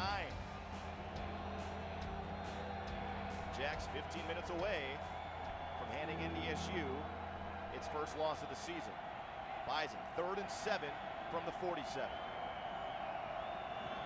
Comes pressure, Stick trying to elude it, gets away, and now fires, incomplete.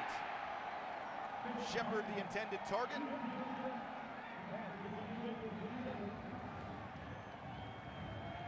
Boy, Stick did such a good job to survive the pressure, and his feet kept the play alive as he's able to roll out the flat. Here's dual pressure. Both the running back and Kunert pick up one guy, the other guy's free. Stick tries to just sing it in there, and on the move, he couldn't. A little too low, threw the fastball too low. So Jackson Kuntz will come out for the punt. Try to pin the Jacks deep. This one sails to the 15, it's dropped. Who got on top of it? They're still trying to fight at the bottom of the pile. Bison say they got it. Oh, NDSU desperately needs a turnover. Oh, there's a lot of people down there.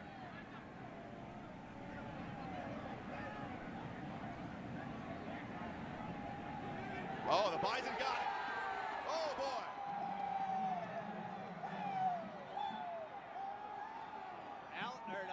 Winbush, I think, came up with the ball.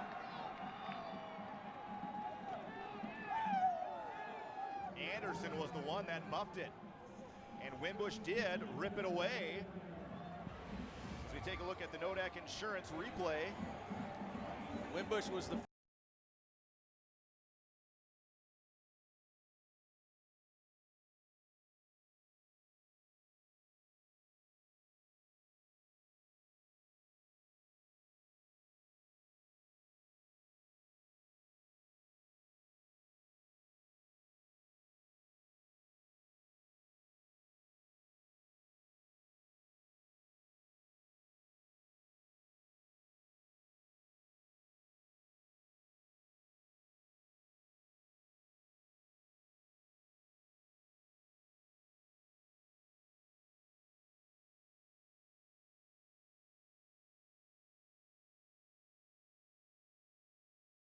the play was open. He saw it open a little bit behind Kunert on the right side, but then by the time he got there, it closed after a pickup of about 3. As we'll spread it out now. 3 receivers to the high side of your screen. Quarterback draw for Stick. Working off a block. Stick to the 5. Easton Stick, touchdown.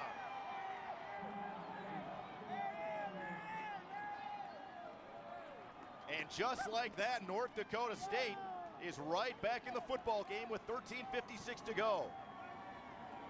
You mentioned the 3 receivers to the wide side of the field, no tight end on the boundary either. So you're saying to Bruce Anderson, if you don't get the block, we don't get the score. Anderson not only got the block of the first guy, he influenced the corner as well. So he got a piece of the safety, influenced the corner. Stick got the touchdown. Great job, number 8. Peterson on for the extra point. He knocks it through, and the Bison within 6 with 13:56 to go. Don't go anywhere. We're set for a good finish here in Brookings. Stick taking it in for the touchdown from 11 yards out.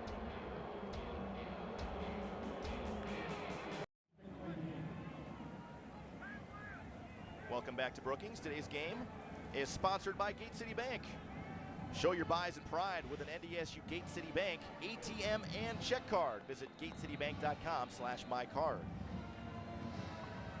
Western Illinois has beaten Illinois State today. South Dakota has lost at home to Northern Iowa today. So every team in the league now has at least 2 conference losses. Except North Dakota State. So if the Bison can win today, they've essentially clinched at least a share of the Valley. Not much room. Flag coming in late. The Bison got some fire. Desmond Kane coming in to make that special teams tackle. But really, it was Dimitri Williams that got down there first that helps bowl the runner back to the middle of the field, bubbled him back, and strung the play out. The play was over by the time the restriction occurred. First down, South Dakota State. So the flag is picked up, but the Jacks still backed up to the 14. And the Illinois transfers made a couple of big plays here in the second half.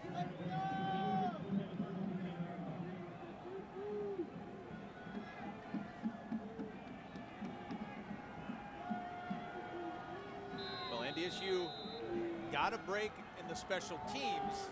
The Bison have yet to do it defensively now.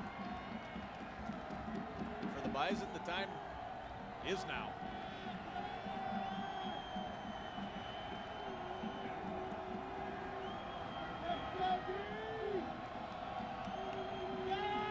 Christian, time, deep across the middle, and almost intercepted and tipped off. Wenicky, the intended target, was overthrown. Bring up 2nd and 10. Jacks taking a shot there on first down. That was about as covered as well as you can downfield, and I know Jalen Allison looks like he's holding the shoulder or something a little bit. He was on his hip.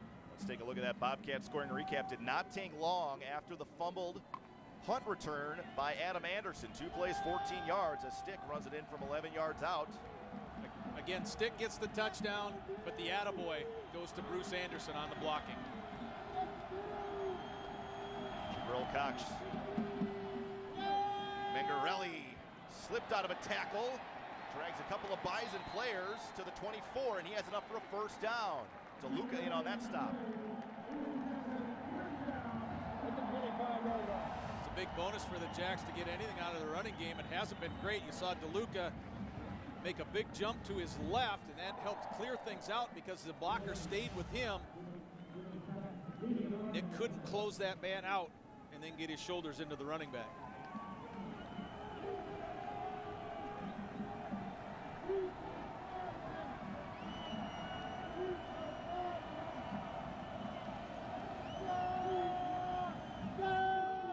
Handoff again goes to Mengarelli, this time taken down by DeLuca. Football loose! Oh no, they're going to whistle it down. Official came right in and said no after a gain of about 4. But I tell you, that play right there, this is why the NFL is interested in DeLuca. You see him close and make the close, and definitely the ball, the ground caused the fumble. But DeLuca's able to make a reaction, get in there, one arm strong, pulls the man down. Right call, not a fumble.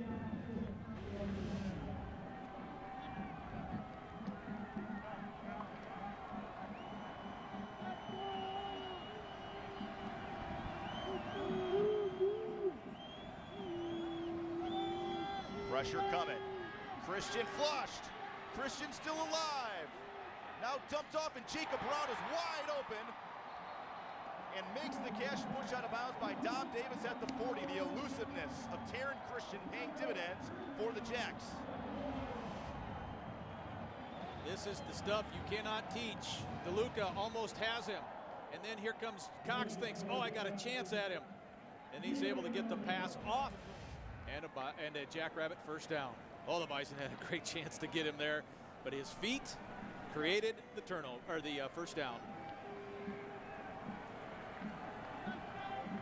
1st and 10 SDSU, 11.5 minutes to go. Christian, run pass option. Sneaks out a 1 tackle and gets what he can. Gains about 5 yards to the 45. Levi Jordheim in on that stop. He's in on that stop, but he's going to stay on the sideline. He came up, I think, kind of trying to flex a knee. Nodak Insurance Company replay will check the tail end of this as Jordheim runs down Christian from behind, but Levi did go off right after this particular play.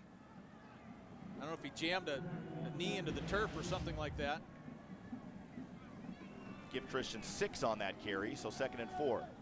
And Mercadal is in at linebacker.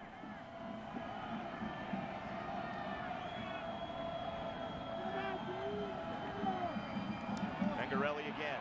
Room to run to the outside. Inside Bison territory. Isaac Wallace got the carry that time. Trey Dempsey pushes him out of bounds at the 39.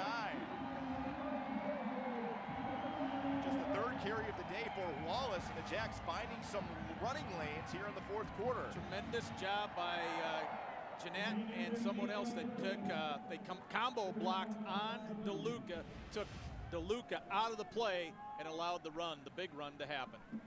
This drive started back at the Jackrabbit 14. Did I think the Jackrabbits were able to get something like this done on the ground? No, it's been a big plus on this drive for SDSU. Wallace again. Almost ran out of a Robbie Grimsley tackle. That's 7 more yards.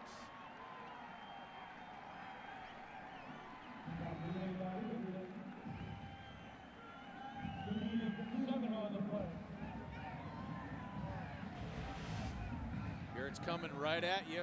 Jabril Cox stays with Goddard. Grimsley with the first hit, then a few more yards after contact.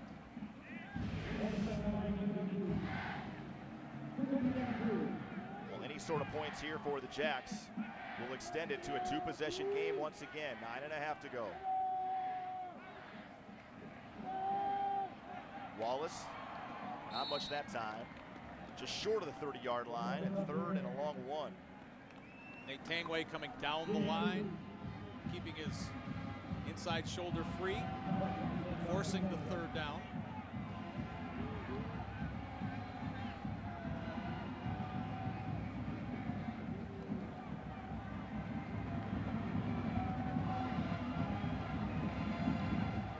Matt Plank in at linebacker now. He'll play the middle. DeLuca will go to the outside. Lusher, the fullback. And a flag comes out. Somebody moved early for South Dakota State. They're still pushing and shoving well after, I was going to say after the play, but it was a play that never even happened.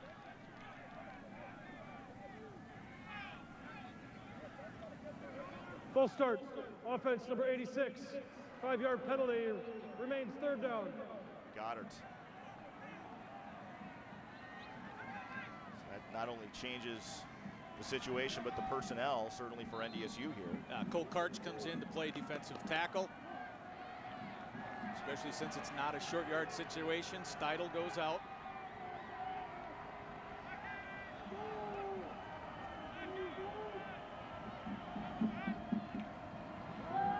Inside handoff, Wallace. Gain 2 to the 34, 5 yards short of a 1st down.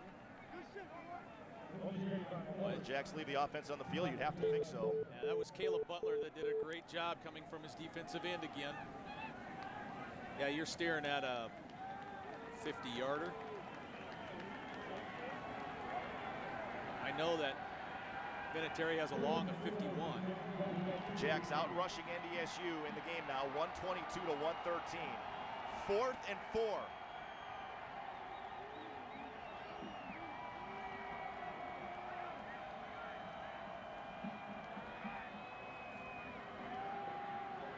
Christian, cross the middle, complete. Wenicky makes the reception and gets to the 20-yard line, converting for the Jacks on 4th down. That is the first time a team has converted a 4th down conversion against NDSU this season. Nodak Insurance Company replay, ISO. There's the little bit of a clear out. You see Brown slice through there. Allison had to make just a little bit of an adjustment because of Brown going up the seam, and that little bit of adjustment was enough to allow Wenicky to get open and his quarterback to find him. Just the 2nd catch of the day for Jake Wenicky, but it's a big one for SDSU.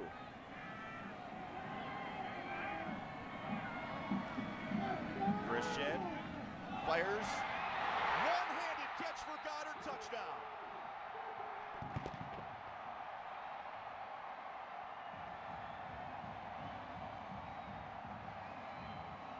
One thing you do not need to do when you have Winneke and Goddard is throw the perfect pass for them to catch it.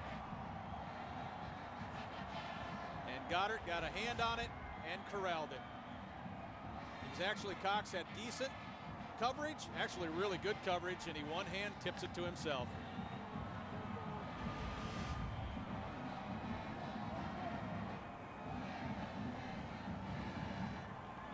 I know the touchdown comes through the air, but what South Dakota State just did on the ground there was pretty impressive. And South Dakota State going for 2, trying to make it a 14-point game. 2 tight ends, Kavanaugh and Goddard. Oh, inside handoff. And Christian, unbelievable. Razzle dazzle.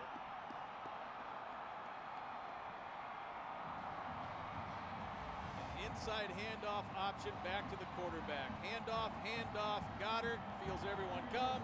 You pitch it back to Christian, and he gets his way into the end zone for the 2-point conversion.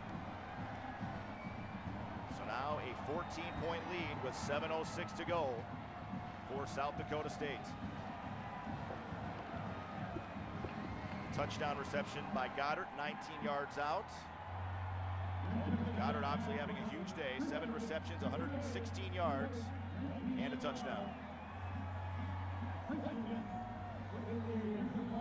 Take a look at that scoring recap brought to you by Bobcat. 11 plays, 86 yards. 4th down conversion, a couple of big 3rd down conversions. Took 6:41 off the clock. And that guy right there has been tough for NDSU to corral today. He certainly has, but I mean, the running game picked up a bulk of that 80-some yard drive as well. I didn't think today I would see that the Jackrabbits able to run the ball in the 4th quarter against NDSU. I didn't think it was going to happen. It just happened on that scoring drive.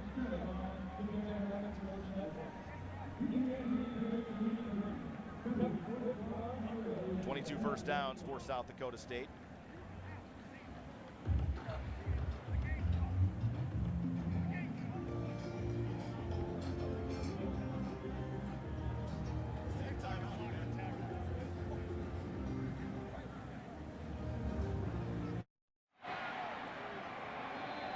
All right, back to live action. Dimitri Williams, a long kickoff return all the way down to the Jackrabbit 30, but a flag back at the 28. And while we were away, they were looking, this is the kickoff, but while we were away, they were looking at whether Taryn Christian was down before he got in. They determined he was down. So it's 33-21, not 35-21, as we originally thought. Now here on the Nodak Insurance Company replay, this is what was looked at. The pitch from Goddard. Does his knee come down before the ball crosses? Yes, it does. And as the officials upstairs looked again and looked and looked and looked at it a bunch of different times, they said no on the 2-point conversion. So NDSU down 12. But another big play taken off the board on the kick return by a penalty. Instead of having the ball at the 30, the Bison backed up their own 12.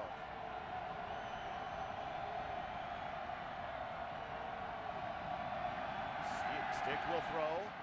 Shepard took a shot but hung on at the 30-yard line. Good enough for a Bison first down, gain of 17. That play is going to be open repeatedly because the Jackrabbit safeties right now are playing so soft. There is a gap behind the linebackers to where the safeties are from 12 to 15 yards deep. Stick just has to have time and able to get it. You'll see it here. Nodak Insurance Company replay. Look at Shep, wide open in the middle, and he found it. Stick to throw again, dumps it off across the middle, caught. And that is Seth Wilson making the reception, the true freshman out of Wisconsin. Gains a bunch, gain of 19 up to the 49. Wilson got himself isolated on a linebacker, made an inside cut. Stick hit him in stride. Wilson around the outside, boom, nice little cut inside, up the seam, back-to-back big plays.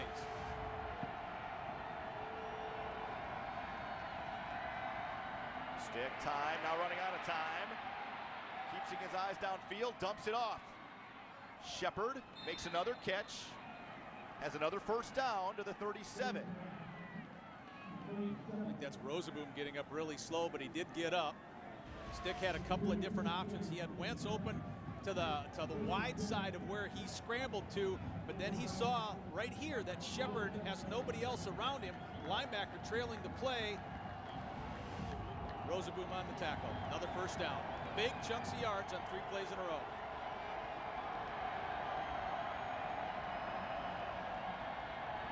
Stick. Dumped off again. Wilson makes the catch. Gets to the 30. Gains 7. Well, about the true freshman getting extended reps here in crunch time. Well, after he absorbs that first hit, the thing I'm thinking, ball security, make sure that second arm is around that ball. Bison going quickly. Stick back to work. Under pressure and taken down. Well, what's the one thing that young Mr. Wilson has not been able to practice much? Pass pro. He just got beat here on the rush. Left side, number 30, needs to pick up the linebacker, or the defensive end. Can't do it well enough. Sack. Smenda comes in to make that sack. 3rd sack of the day for South Dakota State. 3rd and 9.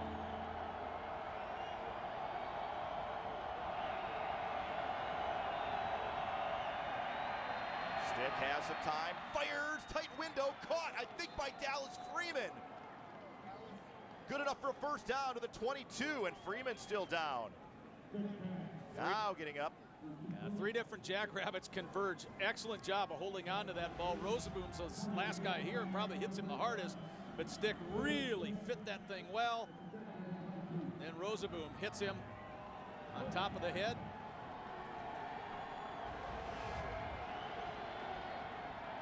Stick. Open receiver again is Shepard. Backhouse, football's loose. Jack's got it. Mason Lisa.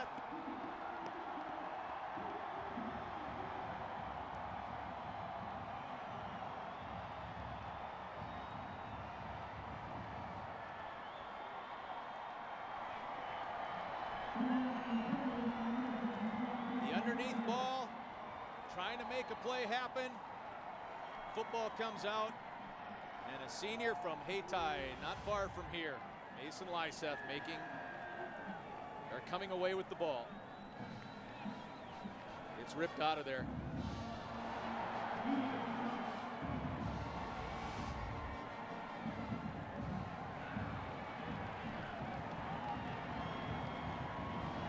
We'll step aside, 3:56 to go.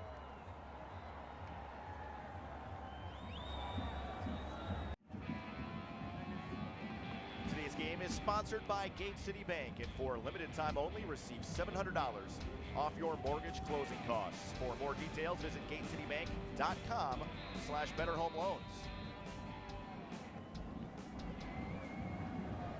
That's the guy that stripped it. It's Marshawn Harris. He's a sophomore. Second man in. First guy gets the player. Second guy goes for the ball. The ball comes out. Lyseth jumps on it. And turnovers have been the story of the day for North Dakota State.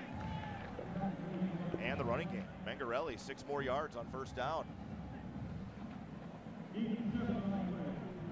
Again, we talked about it coming in. 9 out of the last 10 times. North Dakota State has outrushed South Dakota State. The one time they didn't, the Jacks won. Yep, they lost, yeah.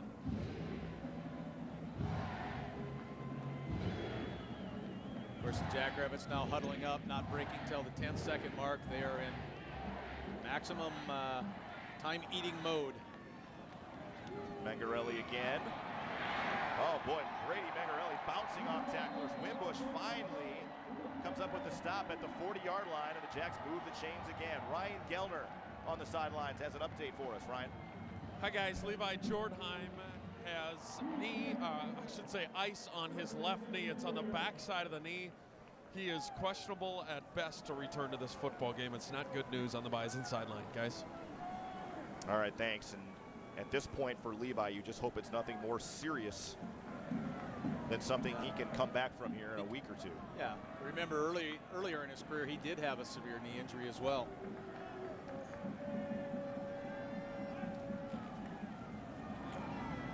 This time Mengarelli swarmed under, gets back to the line of scrimmage, and that's it. And NDSU will call its first timeout.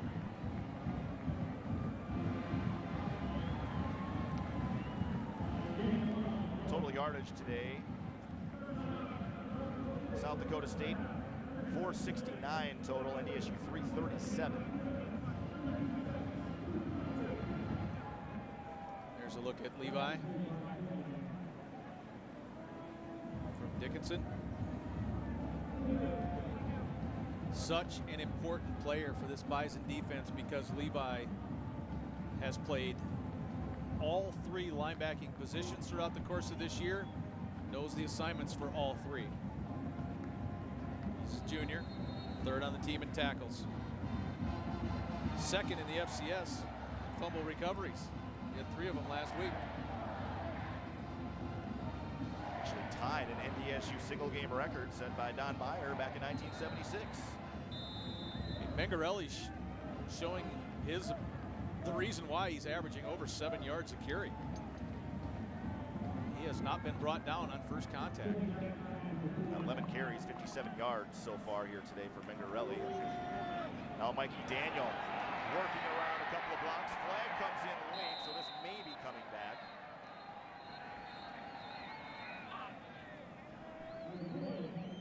Number 41, 10-yard penalty, remains their first down. Yeah, the fullback with a tackle. Usher. This copyrighted broadcast is property of North Dakota State University. Any rebroadcast, reproduction, or distribution without the consent of NDSU is strictly prohibited. There's a look at the Dakota marker. South Dakota State, 2 minutes and 25 seconds away from claiming it for the second straight year. Well, a rivalry is not a rivalry until both teams win.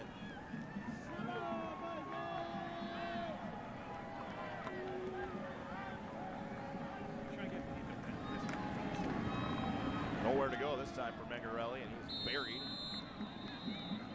And Coach Kleiman will use his timeout here. 1 left.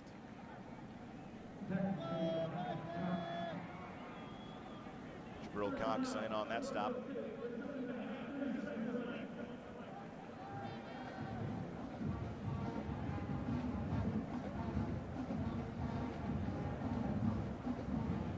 South Dakota State and North Dakota State kind of, when you look at the schedule, in similar paths in terms of the gauntlet of the conference, because next week the Bison have USD. Next week the Jackrabbits have Illinois State, and then they'll flip-flop for the last game of the regular season.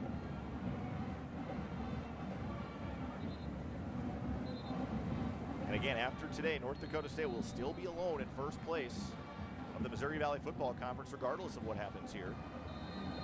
Every league team now has at least 2 losses. This would be NDSU's first, but still an opportunity to win the outright championship if they can take care of business in the final 2 games of the season.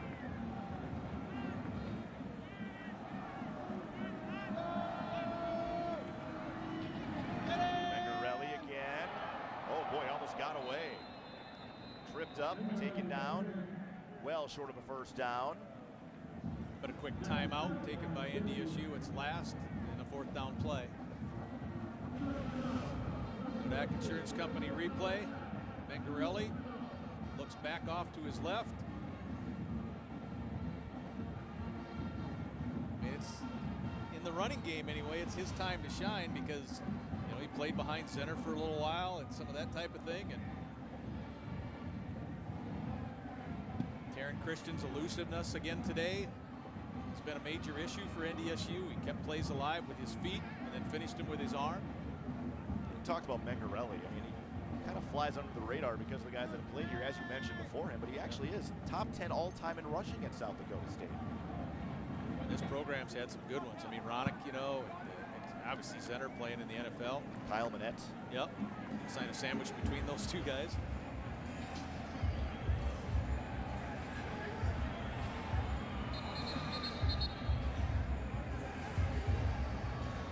points, 2 minutes, no timeouts.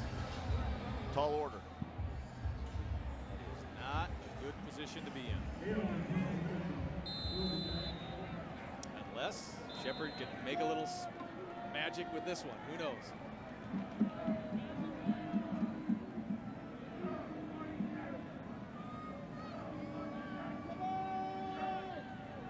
Bison, they're coming after it. Hale does get it away. Pretty good punt. Hangs it up there. Shepherd calls for the fair catch at the 29 and has it. Bison will start there with 2:06 to go.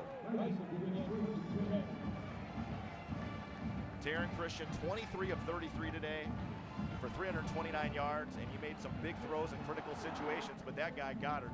Boy, he was open a bunch. Winicky and Goddard and Christian, as Coach Farley from UNI called the three amigos. All three were spectacular last week against Western on the road. Especially Christian and Goddard have been hooked up again today. Crowd coming to life here at Dana J. Dykhouse Stadium. Stick is going to air it out. Dallas Freeman one-on-one. And it's intercepted again. This time making the pick was Zy Mosley. And that will do it from here in Brookings. Zy Mosley from the Twin Cities, Minnetonka. His favorite sport in high school, rugby. And there he just made a physical play on the ball downfield. Nodak Insurance Company replay. This will come right at you. Stick looking for the home run ball. We talked about the situation the Bison found themselves in. No time, down by 12. Try to force something downfield. And the corner kept the inside position.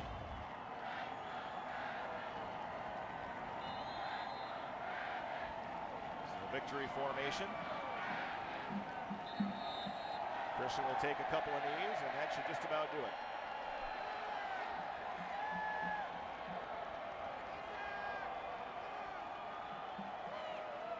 I know that Goddard and Winicky weren't 100% earlier in the year, and I guess the first time they kind of all three played together healthy was 2 weeks ago. But South Dakota State, who got steamrolled a couple of times this year, their defense forced NDSU into a number of third and long situations. And the offense for the Jackrabbits obviously taking advantage of the turnovers. And for NDSU offensively, probably a disappointing performance, you'd have to say, LT. 5 turnovers today, and that you can't do on the road anywhere and expect to win against anybody. Yeah, and I know Stick is going to, throw the interceptions and you'll pinpoint the quarterback. But the fact that the Bison were unable to run the ball very well today, that to me was the biggest shocker. 27 carries, 108 yards today for North Dakota State on the ground. That's for a team averaging 278 yards on the ground. Well short of what is expected. And that will do it. The Bison can't stop it. The two teams will shake hands and move on. And for the second straight year, South Dakota State has claimed the Dakota Marker Trophy.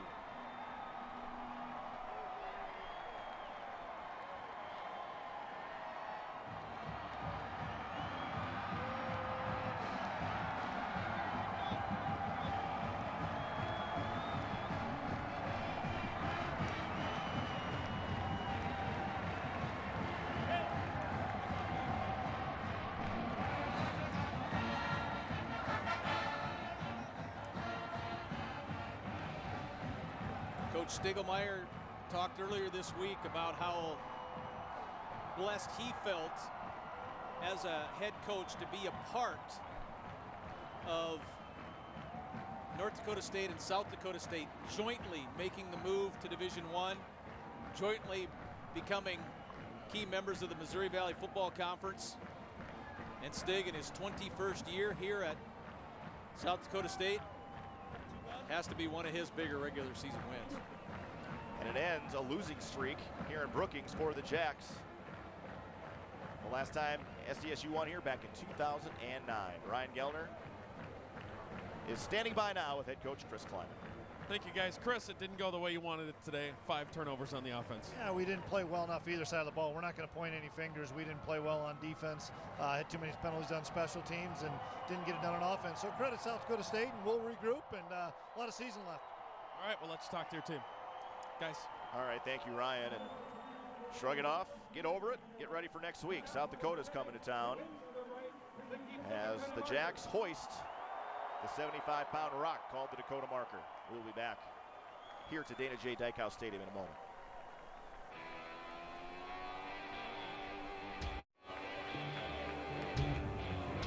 They're still celebrating here in Brookings. That's Jacob Onasorgi, one of the seniors on the offensive line.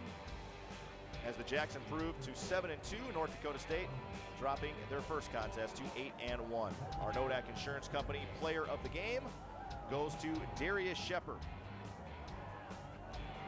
Shepard, 7 receptions, 95 yards, including a 32-yard reception early in the first half, but the offense just never got clicking, LT. No, it didn't get rolling, and in order for the offense to roll for NDSU, the ground game has to work. The ground game wasn't working that well today, so that means Stick went to the air a little bit more, and Shepard was, as you mentioned, on the receiving end of 7 of those plays. This is a nice one, dumping it off to Shepard, helps pick up the first down, I believe, on that particular play. But, yep, player of the game, Shepard.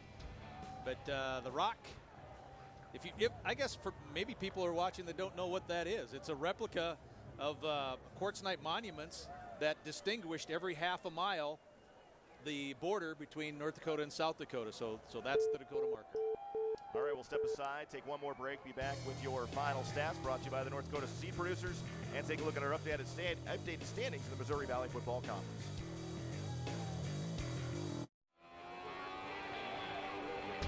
Back to wrap things up here at Dana J. Dykhouse Stadium in Brookings, South Dakota. 33-21 your final score as we take a look at your final stats brought to you by the North Dakota Certified Seed Producers.